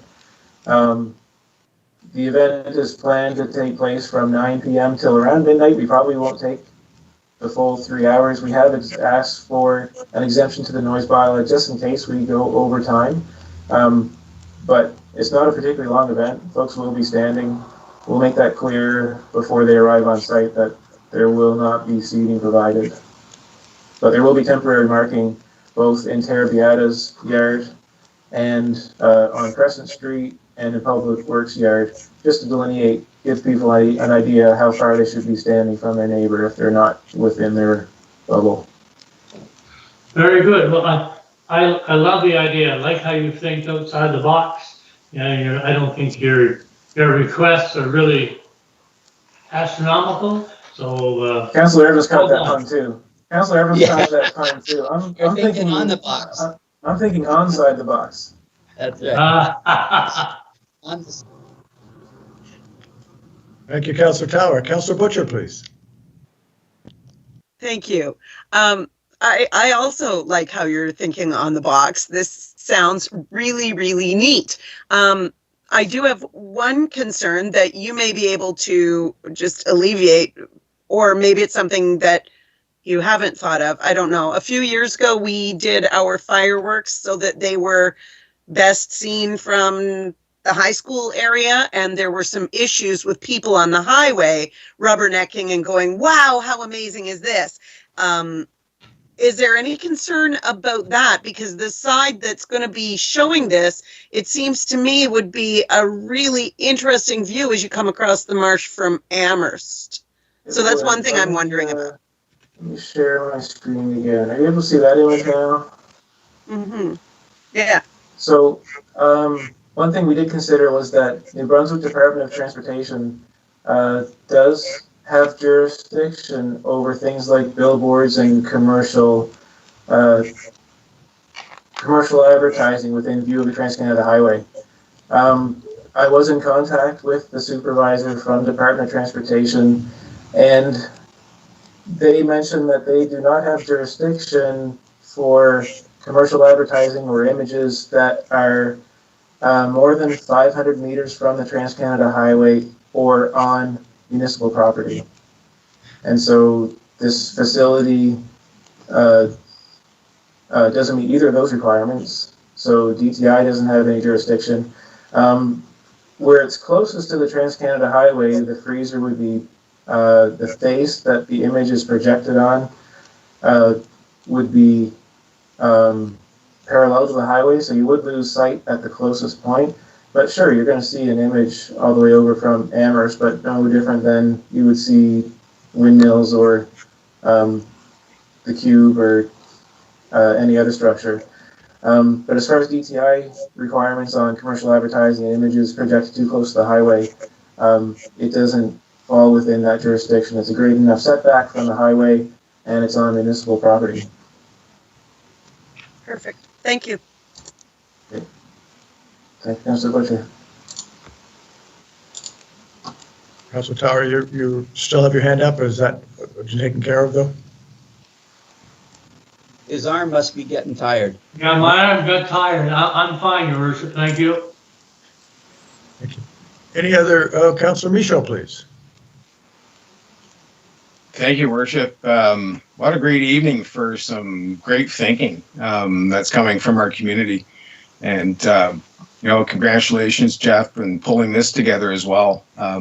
This is fabulous, for what we're up against right now and what we're dealing with. Very exciting. And, and I think it's some very easy things that we can accomplish very quickly for your organization in order to kind of get this happening for you. So congratulations on this. Thank you, Councilor Michaud. If I could ask a couple of technical questions of our staff. We're not being asked for money, which means that we're being asked for forms of approval. Is this all something that council can address in the time frame that we have?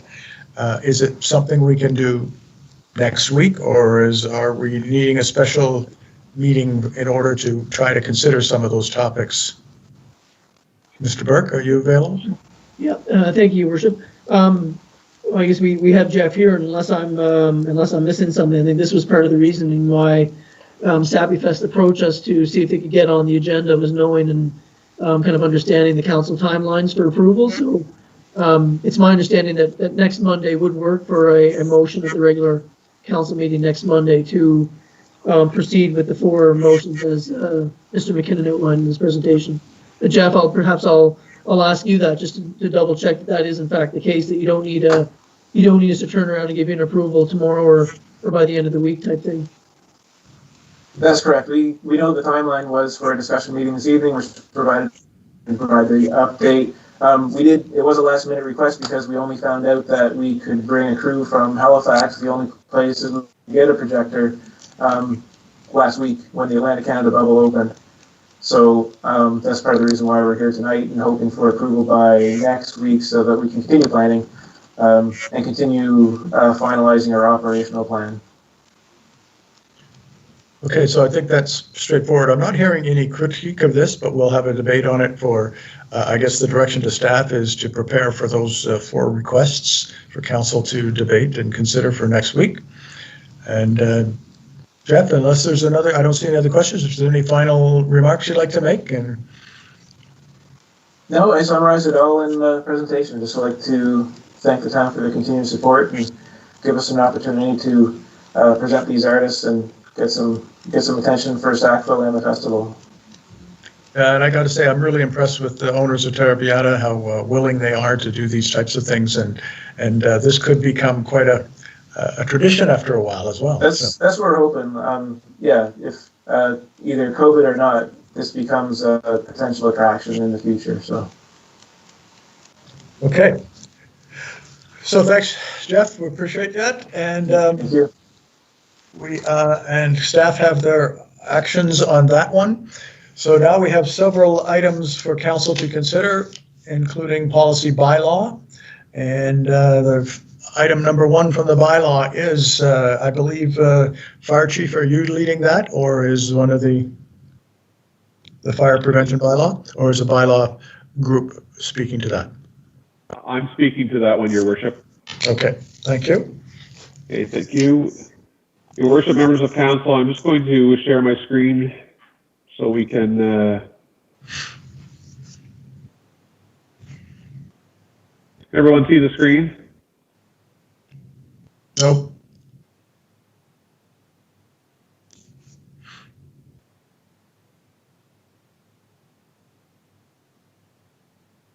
What about now? There you go. That's good. Okay, very good. So there's very minor changes to this bylaw. They're general housekeeping changes, but as you can see highlighted in yellow, there's some very minimal changes. We've changed it from the Municipalities Act to the Local Governance Act. We've also clarified the definition for the bylaw enforcement officer and have made those changes. We've also added a section under definitions to define outdoor wood burning appliances.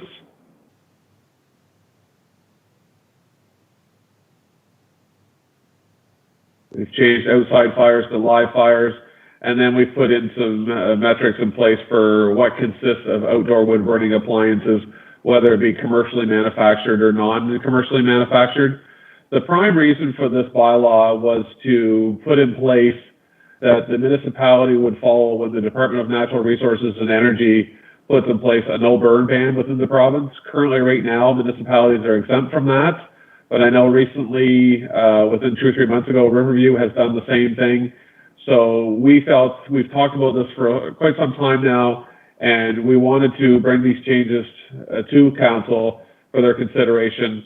And you can see that I've added one section in here: the appliance shall not be used when the New Brunswick Department of Natural Resources and Energy has placed a ban on open burning within the region.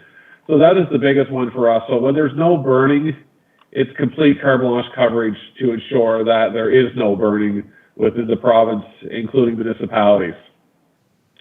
And then we went on to enforcement and penalties, and we've just changed some of the wording there to ensure it's the correct wording as it relates to the Provincial Offences Act, and the fines are current as it relates to those fees.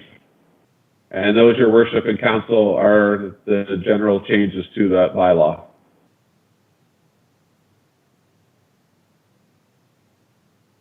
And I'd be happy to entertain any questions or comments.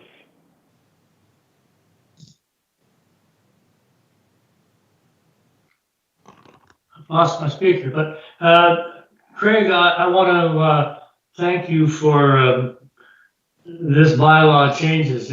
I realize the housekeeping is a good one. I've had people ask me about what is a wood burning one. I have this, I have that. And one person said he had his just on the corner of his deck. And then I asked him what his deck was made of, and I told him I'm baffled by your intelligence on that. But what I really liked was the fact where you brought us in line with the province. That's been a concern of mine because I know there's a lot of houses in this town that are near trees. And if our tinder box is that close, if we don't stop them, then who's going to? So thank you. I love it. Thank you, Councillor Tower.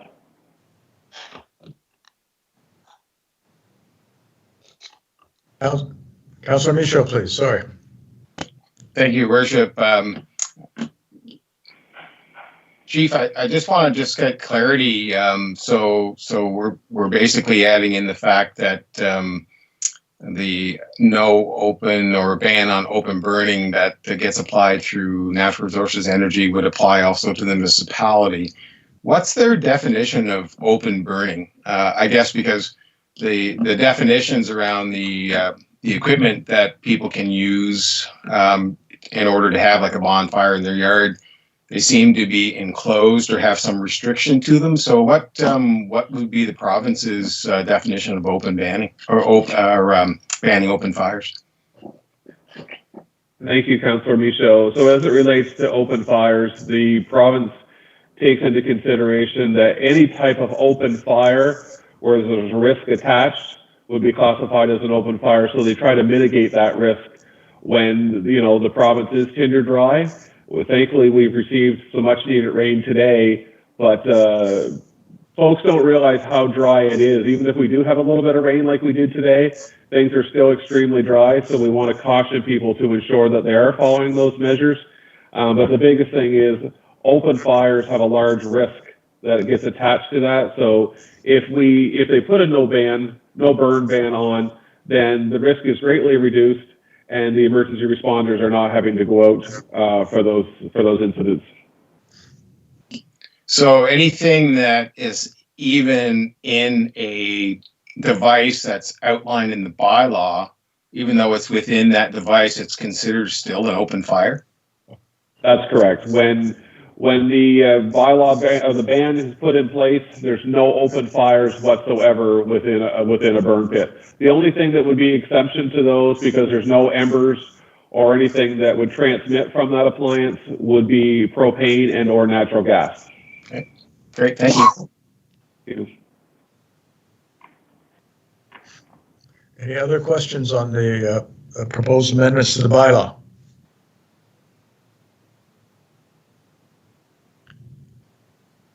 Hearing none, this will be coming forward next week for your consideration, as is. Any questions in the interim, please feel free to contact Chief or Jamie for that.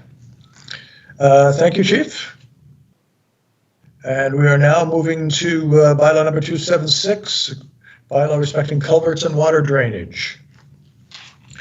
Mr. Acton, I believe you're leading this. Yes, Your Worship. Just let me, if I could just share the screen here. Is everyone able to see that?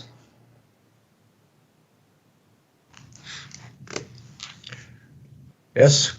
Okay.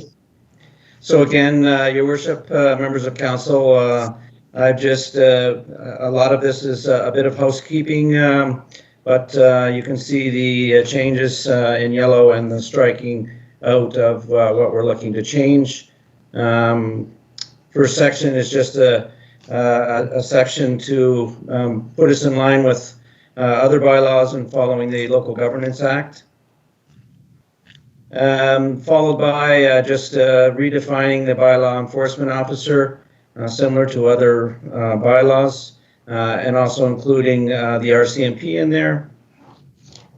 Followed by a change just under the title, instead of Director of Engineering and Public Works, it's referred to as the town engineer or any person or corporation that council appoints. So throughout the document, again, we changed the Director of Engineering and Public Works to Town Engineer on several locations, followed by a couple of changes to the payment, and the cost shall be on the terms, instead of 30 days, making it 90 days. Recommendation from the Treasurer. Again, a few changes on the Town Engineer, and again on the payment terms. And then followed by on the penalties, again, just coming in line with some of the changes to the acts. This one is to make reference to any person violates the provision of the bylaw as liable on conviction to, and then just defining what the fine is and what procedure act it is following.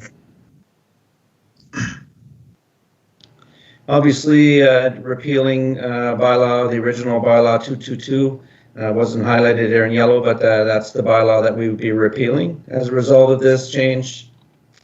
And then I'll just go down to the Schedule B was the pricing and the cost of culverts, which is the next major change. Again, the pricing of the culverts was reviewed. The cost, physical cost to install the culverts, and recommending some slight changes to that. So you can see, for example, 20-foot culvert, originally $575, jumped $125 to $700, followed by $632.50 to $850. and so on. So those are the changes that we're looking to make to the fee schedule for the culverts. And we're also looking to strike out just a form that was part of the bylaw that is not required to be part of the bylaw. Any further? And Your Worship, I believe those are the changes that we were looking to make for the culvert bylaw under the new culvert bylaw 276. Be happy to answer any questions. Just on background, it's how long has this culvert bylaw been around now? I know that one was dated on there from when, but I believe that this bylaw started prior to that, did it not? I can't answer the exact date. I can tell you that it goes way back beyond 2011 because we made a change, or council made a change, I believe, to the fee schedule when the HST went from 13% to 15%. So unless the treasurer can assist me on that, I can definitely get back to you on that. But it's definitely precedes 2011 for sure, if Yes. not longer. Yeah. Yes. Okay, Councillor Evans, please. Yeah, I just want to point out the fact that the increase in costs this is a cost recovery item. That is essentially what it costs us to do it. And so we're just making sure that if somebody requests that we put a culvert in, that we get the cost. We're not profiting from this. It's not a revenue center. And the other thing I want to say is that it's important for people to understand, because this has been a problem in the past where someone will say, oh, I'll put the culvert in myself. We have an interest in making sure that roads with ditches are clear so that the water can go. And we want to make sure that if we're going to impede the flow of the water, well, if we're going to cross the flow of water, that it's done properly. And that's why we want to make sure that we do it properly.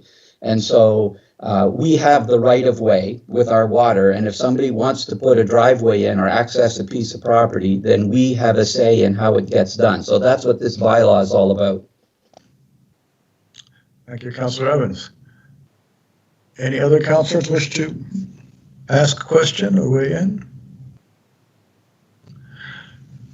So this has been around for quite some time. I just want to make one note. For those of us who attended the by-election all candidates forum, there was an allegation made by someone from the audience that the town was subsidizing individuals by providing free services. And the moderator took that as a premise for questions in that public forum. And it's clear, I hope, to anybody who really wants to understand these things, that this bylaw has been around for years, as Councillor Evans just described, with legitimate reasons of having them, and that it is done on a cost recovery, and there is no I'll take the opportunity to say we do not provide services to favored individuals, as was suggested at the All Candidates Forum, and people should take the opportunity to correct some of those allegations like that when we have the opportunity. So, thank you. Are there any other questions on this update of this bylaw?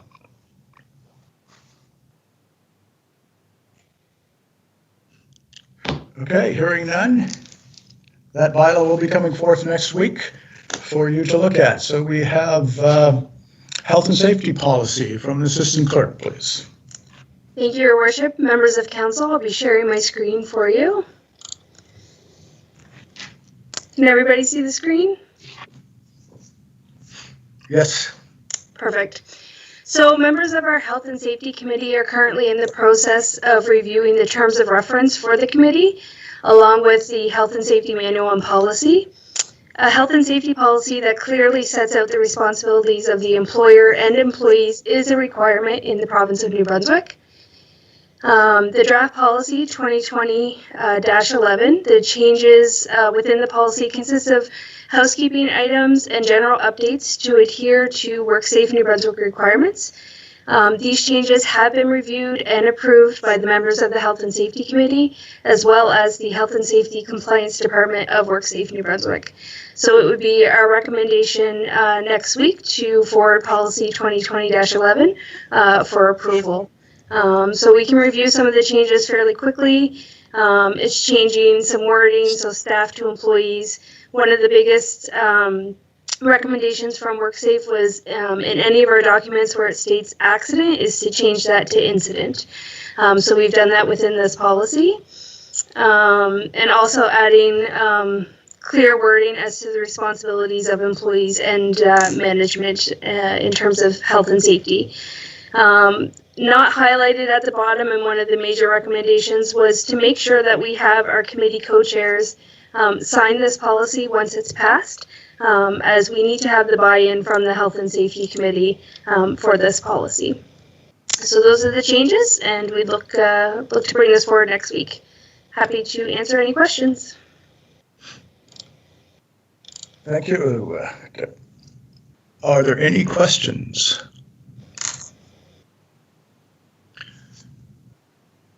Not hearing any.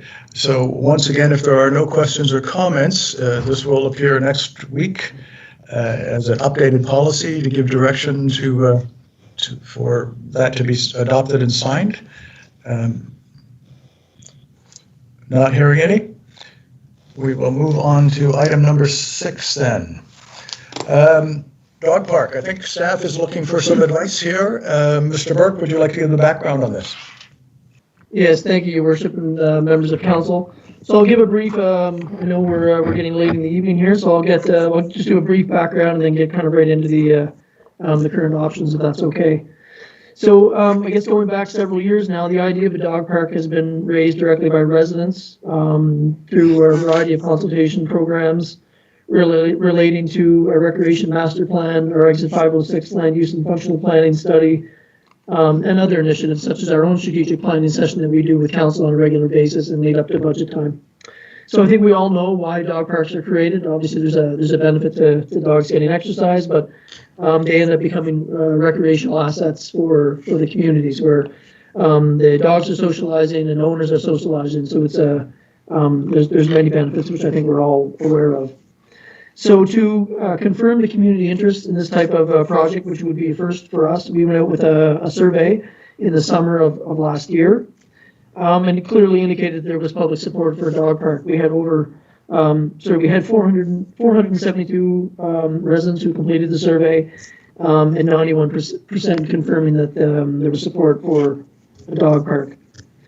So we then went to Veredus Design Studio, which is a landscape architecture firm in Moncton, and got them to do kind of a mock-up of where this could potentially be, what it would look like, so we could start to think about and visualize what the park would be. So we explored a variety of areas, and we chose, I guess, to run with Beach Hill Park, in an area before the parking lot on the left-hand side. We've chose that area specifically with the consultant, knowing that it wouldn't compromise the existing uses of the park or future development within Beach Hill Park. So at staff's request, at council's request, we also consulted with the town of Amherst and the town of Riverview, so our closest municipalities with significant dog parks, and their advice was passed on to the designer as part of the project. So we then presented council with that conceptual design for a fenced off-leash dog park in Beach Hill Park as part of our 2020 capital budget process. Council agreed and set the $80,000 request aside. So as you may recall, there was some discussion at the time about the specific location where 38% of respondents had wanted the dog park to be in the downtown area, while 29% preferred Beach Hill Park. And our rationale at the time, which is still the case, is that we own Beach Hill Park and we didn't own any property in the downtown core, which we would consider to be suitable for a dog park presently. There could potentially be some property as a result of the Lawrence Street acquisitions, but until that phase 3 or 4 is completed, we really didn't want to jeopardize any of those properties. So in addition, as part of the capital budget review process this year, we solicited input from the Mayor's Roundtable on climate change, and they provided some fairly specific details about a dog park. and one of which it should incorporate existing ground cover, including trees, woods, and fields, to keep with the natural features of the area. They recommended selecting a town property as close as possible to the town center to minimize driving and fossil fuel consumption, of course. And they actually requested that the roundtable be given the opportunity to advise on the final design and layout, including terrain modifications. So of course we're not quite there yet. So I guess as part of the budget presentation and deliberations, and then some of the social media comments afterward, which we of course monitor, it became clear that pursuing a dog park wasn't an entire slam dunk, for lack of a better term. So we felt at this point that it would be irresponsible of us, and it would be unfair to the potential companies who would be bidding on this work to put the project out to tender without having a further discussion with council on the intent and desire to proceed with this type of project. So I guess what staff have put in front of you tonight is a variety of options, I guess, on how we could pursue this or not pursue it if that's what council wishes. So again, we as worship noted early in this item, that we are looking for direction here so that we know how best to proceed before we move forward with the tender design. So we could move forward with the tender design as originally budgeted. So we would do an engineer's estimate and get that out to tender and come back to you for to finally award the work, which would be our typical process. We also had the ability to introduce options in the tender. So we could request pricing on the original, or we could also include that we want some pricing on possibly a different size dog park. So maybe it's half the size of the original proposal, and then we would take those results back to council for a final determination. We could seek direction to try and identify a new location closer to downtown. This would require a potential land purchase, as we don't own any municipal property within the downtown core that would be suitable based on the landscape architect's original suggestions. So that's the third option. The fourth, which would be a very low-cost solution, would be to make part of Beach Hill Park an unfenced, off-leash dog park. And I would point out in suggesting that as part of the survey, we solicited feedback on this very item where 24% of the respondents wanted an unfenced park. And 82 of the 110 respondents suggested that Beach Hill Park would be a preferred location. So that was noted. But again, that's only 24%. This would also require an amendment to bylaw 236, which is our use of public parks, which presently do not permit dogs to be off leash on municipal property. And of course, we need to do some, in addition to the bylaw amendment, there would be some signage requirements that would need to go up, garbage receptacle, dog bags, etc. So there are some costs, but they would be minimal. And then the last option is really remain status quo. Means we do nothing and we move forward without the dog park, and the money would be left in the budget. So, Your Worship, those are the options. You can see at the bottom of the report that we're suggesting that we pursue option 2, which is we introduce the options in the tender and put the project out for bids, and we'll come back and revisit the pricing on the 2 options when we have those numbers. But I really wouldn't want to do that unless there was at least a sign of support amongst council that this is a project that you want to continue with. Because if it's not, then I think it's a period full stop and we move on. But if there is, then we put the project out and we'll come back with some firm numbers, and council can choose to award the work at that point in time, or not award the work. But I'd like to think that our intentions are good going out to a public process. So, Your Worship, that's it. I'll turn it back to you. Could you just clarify, is this capital money? This is capital money, correct? Okay, thank you. Councillor Evans, please. Yeah, when this proposal came up, when we put it on and we first discussed it, I was a big supporter of this, and I still am. We have a number of parks, and these are parks that aren't used by everybody. We have Lillis Fawcett Park, which is used by one group of people, and we have Bill Johnstone Park, and we have a skateboard park, and we have Memorial Park, and we have Beach Hill Park. We have a number of parks, and the fact that for people who have dogs, this is a significant desire. There are a lot of people who would like to have this, and all this talk about quality of life in a town has things. We have something for everyone. That's one of the things that I'm proud of. So I think a dog park would be a good addition to town.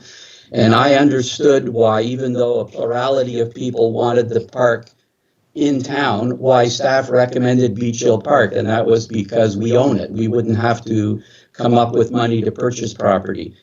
Since then, the Mayor's Roundtable on Climate Change has recommended that that's a bad idea. And I spoke publicly when I heard that recommendation, that has caused me to reconsider having the park at Beach Hill. Now, reasonable people of good faith can disagree, so I'm not being critical of people who don't agree with me. But my preference would be for option 3, to see if, in fact, we could not acquire suitable property in town and look at getting the dog park, but having it so that people wouldn't have to drive. Failing that, and this is something I mentioned at the time, the essentially no-cost option of a dog park is to just designate a section of Beach Hill Park as a place where you could walk your dog off leash. This is a bit of a challenge because people who use the park and don't like dogs will have to find a way to coexist with people who have dogs that may or may not be well behaved. But that is an option. So even though staff is recommending number 2, and I could go along with that, certainly if a majority of my colleagues agree, I prefer to look at number 3 to start with before we went to number 2. But failing that, rather than status quo, I would much rather go with option 4. So in that order, and that's what I have to say about that, and I'll be interested to hear what my colleagues have to say. All right. I'm thoroughly confused over steps 1, 3, 5, how you said that. Anyway, Deputy Mayor, number 1. You're next. Okay, thank you, Your Worship. Dog parks are generally put in cities, in areas where people can't reasonably exercise their dogs. I don't see that being Sackville. There's lots of opportunity. I have 3 of the things. It's easy to get them running and take them places to walk them. It's not a problem. So the, it's a nice thing to have, I suspect, but I think the Beach Hill Park location to me is the wrong place. It's too much money. I think that's just a ridiculous amount of money for this. And given what financial stress we might be up against in the next year to 18 months, I think this is some way we don't need to spend money. This is one we can put on hold for a year, 2, 3 years, whatever. And if we really want it in the future sometime, this is just not the right time to do it, given the financial stress we easily could be under. Thank you. Thank you. Councilor Butcher, please. Sorry, Joyce, I'll get you next. Thank you. I understand that the roundtable has recommended it be within town so that there's walking distance. I agree with Councillor Aitken that there's so many spots to walk, and I wonder if you put it. Remember when Town Hall was going to be moved to its existing part now, people were like, wow, you're taking it too far from the downtown core. What is downtown? Because Beach Hill is part of our town limits. And if I was going to a place in town because of where I happen to live, I drive. I just think wherever it goes, because we're a fairly rural municipality, some people will have to walk. I'm not sure that I understand the thinking with, unless you happen to live within a 10-block area, but I don't understand that concept that it needs to be in this little spot, because I think that that's only a small bunch of our population, our municipality's population, is within what people consider the downtown core. But I do agree with Councillor Aiken that, you know, we've got unprecedented times here and we're not a congested city. Maybe this is something we should hold off on, or at least do the phased approach where we could do a smaller bit now and then see if we want to go bigger. $80,000 is a lot of money, I think. Thank you, Councillor Butcher. I promise Councillor O'Neill, please. Thank you, Your Worship. I certainly feel like we should go with the status quo, just not bother with this right now. Maybe over the time we can come up with something that's smaller, but $80,000, and it's plus, because the last time we looked at it, I think there was another about a $35,000 that they could add on to that to do what people were asking. Just to me, that just doesn't make sense. Not when we have miles of streets and sidewalks here in town where people can put their dogs on a leash and walk their dogs for exercise. Thank you. Thank you. Councillor Michaud, please. Thank you, Your Worship. Excuse me. I think at this point in time, it's something that's not pressing, and I think we really should consider moving this off either to 2021 or 2022. I agree to an extent with what Councillor Aiken's indicating. You know, we don't know what we're facing, and at the same end, you know, when it comes to the dog park itself, we have existing fields, sports fields, spaces in our downtown. I'm not quite sure even what the Lund property extension was for, if that was just for waterfowl park or other means, but I think there might be some other options. And but right at this point in time, I think it's best to delay this, look at what other options might be in the downtown core, and let's tackle it in 2021 or 2022. Councillor Tower, please. Thank you, Worship. At the time when it came up on the budget, I voted for the budget leaving the $80,000 into the dog park. But at that time, I even said, as in Councillor Michaud, that $80,000 for a dog park is just unreal, especially where we have so many things we could do for the youth or the seniors. And I agree with the Deputy Mayor Aiken that this is not really a time for us to go putting money into something like that.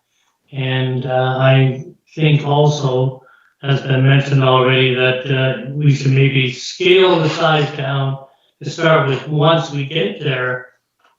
But I don't think this is year to do it. And it may not be next year, knowing the impact this one is going to have on next year's budget and what the government has to give us. So I'm just not in favor of it. I've talked to different vets. It's one of the things I did when I was out traveling about other cities like Fredericton and when I was in Ottawa, and I talked about their dog parks, and yes, there were always some issues, and some dog people would let their dog loose and then just walk away, come back in an hour and check, see what their dog's doing.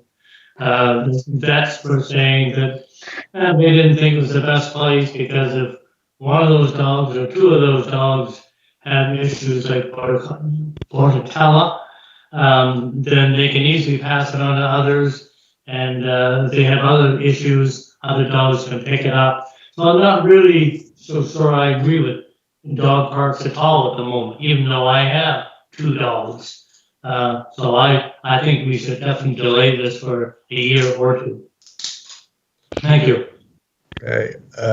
Just before Councillor Evans asks again, Councillor Black, do you wish to weigh in on this, or shall I go to Councillor Evans for a second? Yeah, I'll weigh in. I'm fine with keeping status quo. Although if council was interested, we could have a discussion about Beach Hill Park being possibly used as partly an off-leash dog park. But the status quo was fine with me. I wasn't initially, like other councillors, I was initially comfortable with the dog park the $80,000 price point was a little high, but things change, and my mind has been changed over time. So I'm fine with status quo for now. Okay, thank you. Councillor Evans, last point. Yep. I just want to clarify a couple of things. I'm not so dumb that I can't read the writing on the wall here, but I just want to point out that the point of a dog park is the off-leash part. The fact that there are lots of places in town that you can walk a dog on a leash is not being disputed by anyone. There are very few places in town where you're allowed to turn your dog loose and let them run on town property, and certainly not on sports fields. We have a specific rule about that, and I don't think any baseball or football or soccer player would want to play on a field that has dogs running loose on it. Councillor Musso? Thank you, Worship. Just for clarity, I guess, in regards to my comment on sports fields, I think we do have some underutilized areas in our community. One is our dirt bike park next to the skateboard park. And what I'm indicating is the fact that I think if we look at some existing properties that maybe aren't being utilized, that those properties could be utilized for the means of a dog park. Thank you. Okay, well, I'm going to kind of summarize for staff because I wanted some direction. I certainly see that the largest number seems to be let's let this slide for this year, which would mean that money could be reallocated by council if they wished. That's what I'm hearing. Unless anybody has wants to dispute that, please pipe up now. But the direction to staff seems pretty clear. Let's let that slide, and let's find another place for that money if required. And we'll consider the dog park again next year in whatever form it takes at that point. Okay? That good, Mr. Burke? Is that good? Yeah, that's great, Your Worship. Thank you. That's why it's on the agenda. So I appreciate the direction, and we'll move on. Okay, item number 7. Mr. Acton, you want to talk about a tender call? Thank you, Your Worship. Members of council, if you recall, during the capital budget time, council approved the funding for Milner Avenue reconstruction. Therefore, we went out to tender on the tender number 2020-08, the Milner Avenue reconstruction. That tender was issued on June the 9th. And it closed on Wednesday, June 24th, 11 a.m. in council chambers. There were 6 tender packages that were picked up during the tendering process, and we received 4 tender bids during the closing. And I've included the tender results for Beal & Inch, Bowser Construction, McDonald Paving Construction, and Dexter Construction. 3 bids are fairly tight. One bid was a bit outside the rest. Fairly competitive bidding. With respect to a budget, we had a original budget for the project under general capital 152, utility capital for this project 91,500, and if you remember, under the gas tax funding program, we were going to use I think $50,000, 55 with HST. These are all HST included numbers. To pay for the asphalt paving of the project. So you can see the total budget for this particular project is $298,500, HST included, and the low bid from Bowser Construction obviously is $221,872.95, HST included. So we're well within budget to do this. To do this project, so we're happy with that. And of course, it would be a recommendation to award the tender to the low bidder, Bowser Construction, and there would be a motion coming forward next Monday night on the 13th of July during the regular council meeting for this item, Your Worship. Thank you. Are there any questions on this from council? Mr. Acton did a good job bringing it from its birth to where it is now.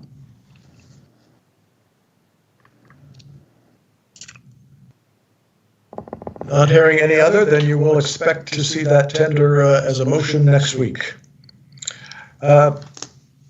We will move to number 8, bylaw summer students. Mr. Beal, are you speaking to this? Yes, thank you, Your Worship. So each year, as previously noted, we hire 2 or 3 students. Of course, this was delayed as a result of COVID and not initially hiring students. We had interviewed and made offers to a couple of students who have both since declined and moved on. One has got a full-time job and one was unable to locate accommodations in Sackville. So we're continuing to attempt to hire, so I don't have any names as of now. But if we are able to obtain names before next Monday night's council meeting, we would be looking to have a resolution to appoint said students to authorize them to enforce our bylaws for the summer of 2020. So we're continuing looking to interview hopefully later this week and have some names to bring forward for next Monday night. Okay, so the process is a little different than usual, but it is the same process. We seek to hire individuals with a bit of background in security and give them some training in bylaw, and we always give them the authority to enforce the bylaws, and that's where we're at. We're a little later than usual. Okay. Comfortable? You'll hear that next week. Thank you. Thank you, Mr. Beal. You also have item number 9, I believe. Want to sashay right into that? Yes, thank you again, Your Worship. Council will recall we had talked about a work order system for Public Works last year. We had delayed that in the short term, basically as it would qualify for funding through the FCM Asset Management Plan. We have been advised that a new round of funding is out there, and we wish to proceed with applying for that. We would be looking to apply for it in order to implement our asset, or further implement part of asset management through the Public Works work order system. This would garner us 80% funding. So the motion that would come forward would list out the items that we would be applying for, and the council would allocate up to $12,000, our share, the 20% of up to $62,000 project. So if the funding is approved through FCM, then we would follow that up with a future motion to approve the work order system. It is through Public Sector Digest. It is phase 2. We already chose Public Sector Digest for our citywide assets solution. So this is an add-on to the citywide asset solution where everything can link to our asset listing and our asset database. So it is essentially phase 2 of what we chose a few years back when we chose citywide and Public Sector Digest for our asset management system. So the only motion required today would be to apply for the funding. If we are successful in the funding, there'd be a future motion to approve the purchase of the work order system through Public Sector Digest. Okay. Councillor Evans, you have your hand up. Yeah, I am getting good at this now. I just want to say that the asset management system is not only a good idea, but it's my understanding that it's something that's required, I think, for us to be eligible to get gas tax funding, if I'm not mistaken. So the staff was great at getting funding partial funding for our first phase of this project, and I think it's great that they're on top of things and getting us to approve seeking funding for the second phase. So I'm all in favor. Looking forward to the motion next week. Any other councillor? Okay. So that's good. Mr. Beal, you're fine with that notice. I'd like to ask senior staff before we make a motion here that I suggested that we would put off speaking about what the request from the levy on the lake would be. And I'm wondering whether that is something that we can add to our open agenda, or not. I'm not sure that we can adjust the agenda after it's been adopted. I'm not sure that we want to have it in camera. So I'm looking for some procedural advice now on what is appropriate for this, or is it really appropriate at all today? And do we have to do something Thank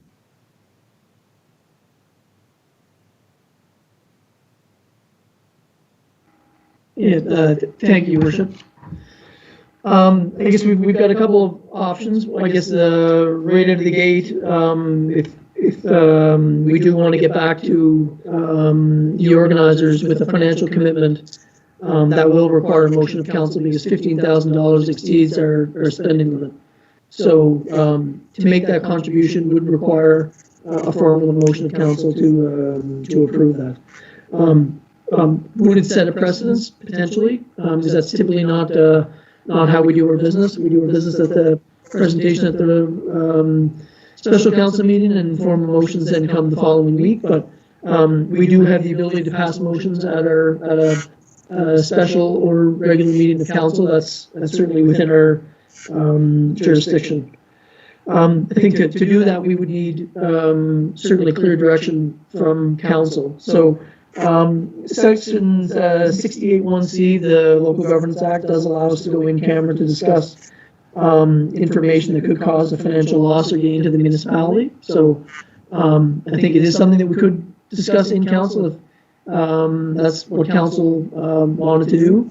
And in terms of making, I guess, an amendment to the agenda that's already been approved, Becky, I'd have to get you to comment on that. I'm not entirely sure what the procedure is. I think my gut would tell me that as long as it's a motion of council to amend it and endorsed by the majority, that would work. But Becky, maybe you know. I think it has to be unanimous. No, go ahead, Councillor Evans. My understanding that if we publish the agenda, the only way we can amend it is if it's by unanimous consent. That's my recollection. But, that is correct. Yeah, I think that while we could discuss it in camera, I would prefer not to. Where possible, I would like to have all our debates in public, and also that we would have to make any motion that came from this at a public meeting. And if we go in camera for an indefinite period of time, people who are watching will be excluded. So I don't want to be a stickler. The only urgency is because, it was brought to our attention tonight that there was some urgency. We can take that upon ourselves and act on it in an unprecedented fashion or not. My preference would be to have the discussion now if we can if we can amend the agenda. Have the discussion now and any motion now at a public meeting. Thank you, Councillor Evans. Councillor Butcher, you're nodding in affirmative. I never know when people can see me if I'm nodding or doing whatever. Yes, I was nodding. The other thing, I understand the need to act quickly, but the request is for $5,000 for each of the 3 events. So I'm supposing that the quickest need would be for a third of that. I'm not sure if that has any relevance, but I agree with Councillor Evans. I think that it should be something that we discuss publicly rather than privately. Good. Thank you. Councillor Tower, please. Thank you, Worship. I have to agree with Councillor Butcher and Evans that we should discuss it publicly. And I also agree that even though the grand total was for 3 events, we really only have to address one right off the bat and then address the other 2 going forward. So even though they're saying 5, we really need 4,000 of our dollar value. So that eases that up. Although I'm sure that Skelly and Stacey would love to hear us say yes and going forward, which I'm not against saying either. But I think we should debate it publicly and not in camera. And I'm still in favor of it. $4,000 for each shot, $12,000. So, So before we get too far, then, we will need a unanimous motion of council to add that agenda item for our discussion now. We're sort of getting into a discussion of it. So I'm asking, is there anyone prepared to make a motion to add item 10 to discuss the request of levy on the lake? So moved, Your Worship. Thank you. Councillor Michaud moves. I'll second that, Your Worship. Seconded by Councillor Tower. Question. Question. All those in favor? Aye. Aye. Opposed? Okay, the motion is carried. We have added item number 10 to levy on the lake request. And we've had a little bit of discussion already. I would like to move to Deputy Mayor Aiken, who has had his hand up for a bit. Deputy Mayor. Thank you, Worship. I wonder if we can, there's to me, a procedural thing here about a formal motion to give out money versus, the time constraints. Is there any way we can give a sort of a straw vote approval to the funds needed and inform the people running it that, yes, we will give you money, and a formal motion come forward next Monday? I see, like a approval in principle. Yeah. A promissory note. So that was running through my mind too. I guess there's a couple of technical questions. We're not looking for capital money here. We're looking for operational money. I understand. Are we looking at a grant, or are we looking at a contribution, or are we setting a precedent for the talk we've had so far? Last time we met was about how do we support business recovery, and we said no, we're not giving money to for-profits. Councillor Michaud and myself suggested that one option would be for someone who's applying for the added costs of meeting COVID might be a reasonable type of a thing that other businesses could come to us as well. But we did not solve that last time either. I guess I'm going to ask staff if they have any suggestions in terms of where this budget money might come from and what kind of terms might be attached to a transfer like this is being proposed. Yeah, thank you, Your Worship. This, I guess I want to go back to something that was raised during the initial discussion, which was, I guess, the mechanism of Renaissance Sackville, where we do have I guess, a body in town that we fund and support. It does provide economical support to for-profit businesses. The only issue with Renaissance is that we have the $25,000 in the operational budget. Council has not transferred that money to Renaissance Sackville. As you may recall, back at the December 2019 discussion on several grant applications, Council agreed to provide, forgive me for the exact number, but $9,000 and change for 3 specific grants to Renaissance, and then included a caveat that any additional money allocated had to come back for council approval. So any way to release additional money from Renaissance at this point in time is also requiring a motion of council to support them. So I just want to make sure that's clear. Certainly a point well taken about the discussion on June 22nd about this idea of establishing an economic recovery fund. And I guess when we were having that chat, I guess this is one of the things we raised, that the requests and asks amongst business owners is going to be very, very different. So it could be a takeout window for one, e-commerce for another. It could be running a festival for someone else. And had we proceeded with that type of economic fund with criteria, we would have been in a much better equitable position to be able to fund and help business owners across the municipality with the variety of issues that they're facing. But we can still do that, but I think that's a topic for another day. But this would be a financial contribution for a for-profit event, which is not something that we typically do. We're not looking to, haven't been typically looking to events that generate a profit. That's not the business level of support that we as a local government are in. So, a point of caution around that there is a precedence to be set to do what we often refer to as a one-off. And in the event the council does want to support the project, we would strongly recommend that in-kind services be included in the bill, which we are providing. And then it would be a motion of council to reallocate money from the existing operational budget, where we do know there are savings to support the amount in the amount of X. That would be certainly my recommendation to council if there was a willingness to support them. But also an option to provide a contribution for the first event and kind of get that out of the way, and then have a subsequent discussion on the others. And I also think there could be a motion in principle to support them, but I think there needs to be some details worked into that specific motion so that we're all clear on what the exact level of support is going to be. And one of the things that we always caution about are making decisions on the fly.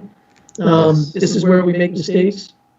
So my preference would be that we do sleep on it in the event that we do need to host a special meeting. We have the legislative authority to reconvene in 48 hours and make an informed decision. But certainly my advice tonight would be that I'm not sure we have everything that we need to be able to put a motion on the floor which would protect our own interests.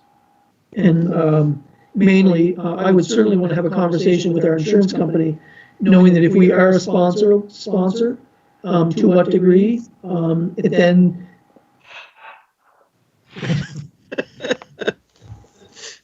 cost-saving mechanism.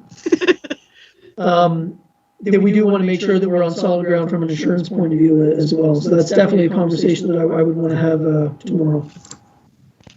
So, Your Worship, I hope that's of use. Okay, Councillor Butcher, you've been waiting a while.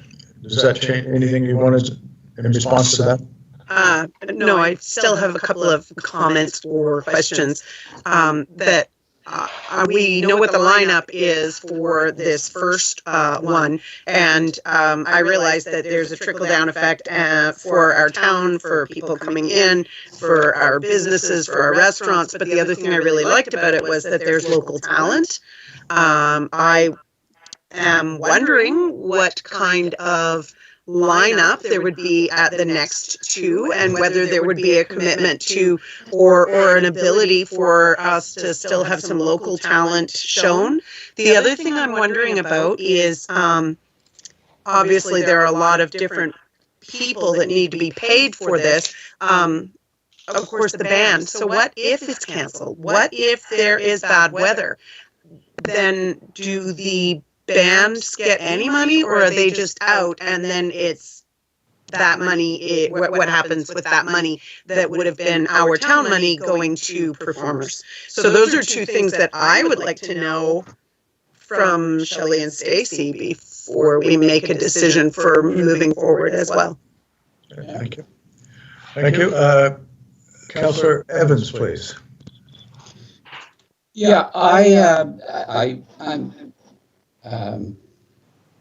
Councillor Butcher's point was one of the points that I wanted to raise, and it goes to what Mr. Burke said, is that I think we need to not so much sleep on this as think about this for a while. I think it's clear that there's general support for this, so that we're trying to find a way to say yes, but we need to behave in a responsible way. I have a question for staff, or I guess for all of us. We don't typically give money to anyone who's not a not-for-profit. But we do contract with people. We contract with musicians, we contract with fireworks companies, we contract with other professionals to provide entertainment and services to the town. I'm just wondering if there's a way that we could do that. We could help pay for some entertainment for people in town without it being a gift, that we are essentially contracting with them partially to pay for a performance that people will be able to enjoy for free. Yeah, thank you, Councillor Evans. I think we can do that. As an example, I think we could, be the leading sponsor for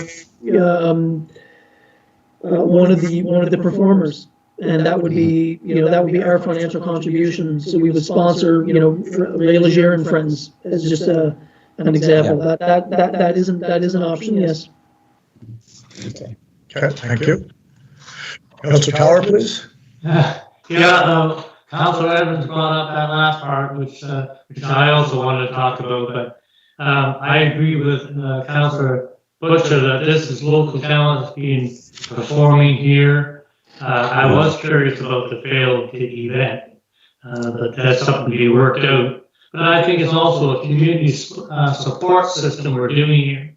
And I think we as a council have to step forward and look outside the box again try to find a way. I have no problem following Jamie's idea of sitting and thinking of it. Well, they can come up with the best possible idea of how to bring it forward. I think Shelley knows and Stacy both know that we're interested in supporting them. So if it's delayed a little bit longer, let's hold another meeting in a couple of days. But with COVID and everything else, I think that we should be able to find a way to come up with some kind of method to support this and maybe other projects along the way. Okay, can I suggest that it looks like there's overwhelming, let's try to support this from council, and also staff want to think about what some of the implications of some of those options are and get back to us with some ideas over how that support might be best expressed to make sure that we do it as Councillor Evans said, in a proper way. Are you good with that, Mr. Burke, Mr. Beal, that you take a little time over what monies that might be and how it might best flow and what insurance questions there might be, and then we could quickly convene on conference or hold a meeting as required. I think it may also be that if we know that if the event organizers know that we have made a personal commitment and we're now working through the details, that they may just need to have that answer right now, as opposed to the money in hand, and we may be able to delay that till the next week anyway. So are you good with that? Yeah, thank you, Worship. There's you said there's a variety of options. One is that they send us an invoice when the performance is done, and we reimburse them. We do have an ability to sponsor events through advertising packages. I haven't seen, and I'm not sure our staff have seen, kind of an advertising package from the organizers yet. So certainly we can follow up with Ms. Chase and Ms. Reed tomorrow and get the advertising package, and that could be another mechanism. But we can certainly report back to council on what we think is the best option based on the money available. Okay, I think that looks like all of council is nodding their heads, or they're really tired, or they're happy. So, if that's good, we will need to ensure that everybody who is online will have to leave off here, and we'll do a little check to see who is on. We will need a motion to move into in camera, and we have one item there to discuss. And so we need a motion to move, and we will make sure that no one of our guests are left on before we start that meeting. So, I move we go in camera. Moved by Councillor Tower, seconded by Deputy Mayor Aiken. All those in favor? Aye. Aye. Opposed? Was that an opposed vote or just a late? No, just a late. Okay. Motion is approved. So, Mr. Beal, you have a couple of things to do.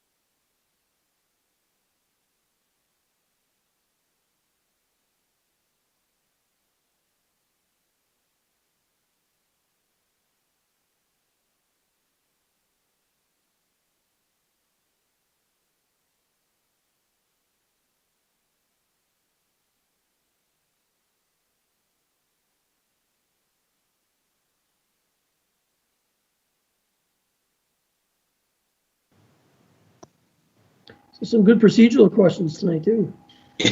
That's right. Good, Mike? Are we good, Mike? Should be good, yep. Okay. Nope, not yet.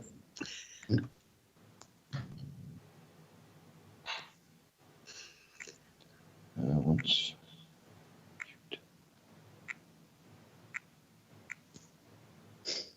Good. So we have left in camera and returned to the meeting, and this is the end of the public session. If there's a motion to adjourn the public session. Councillor Tower, I move we adjourn. Councillor Tower, motion moved by Councillor Tower. Second, Councillor Michaud. Councillor Michaud seconds the motion. All those in favor? Aye. Aye. Opposed? The motion is carried. Thank you very much.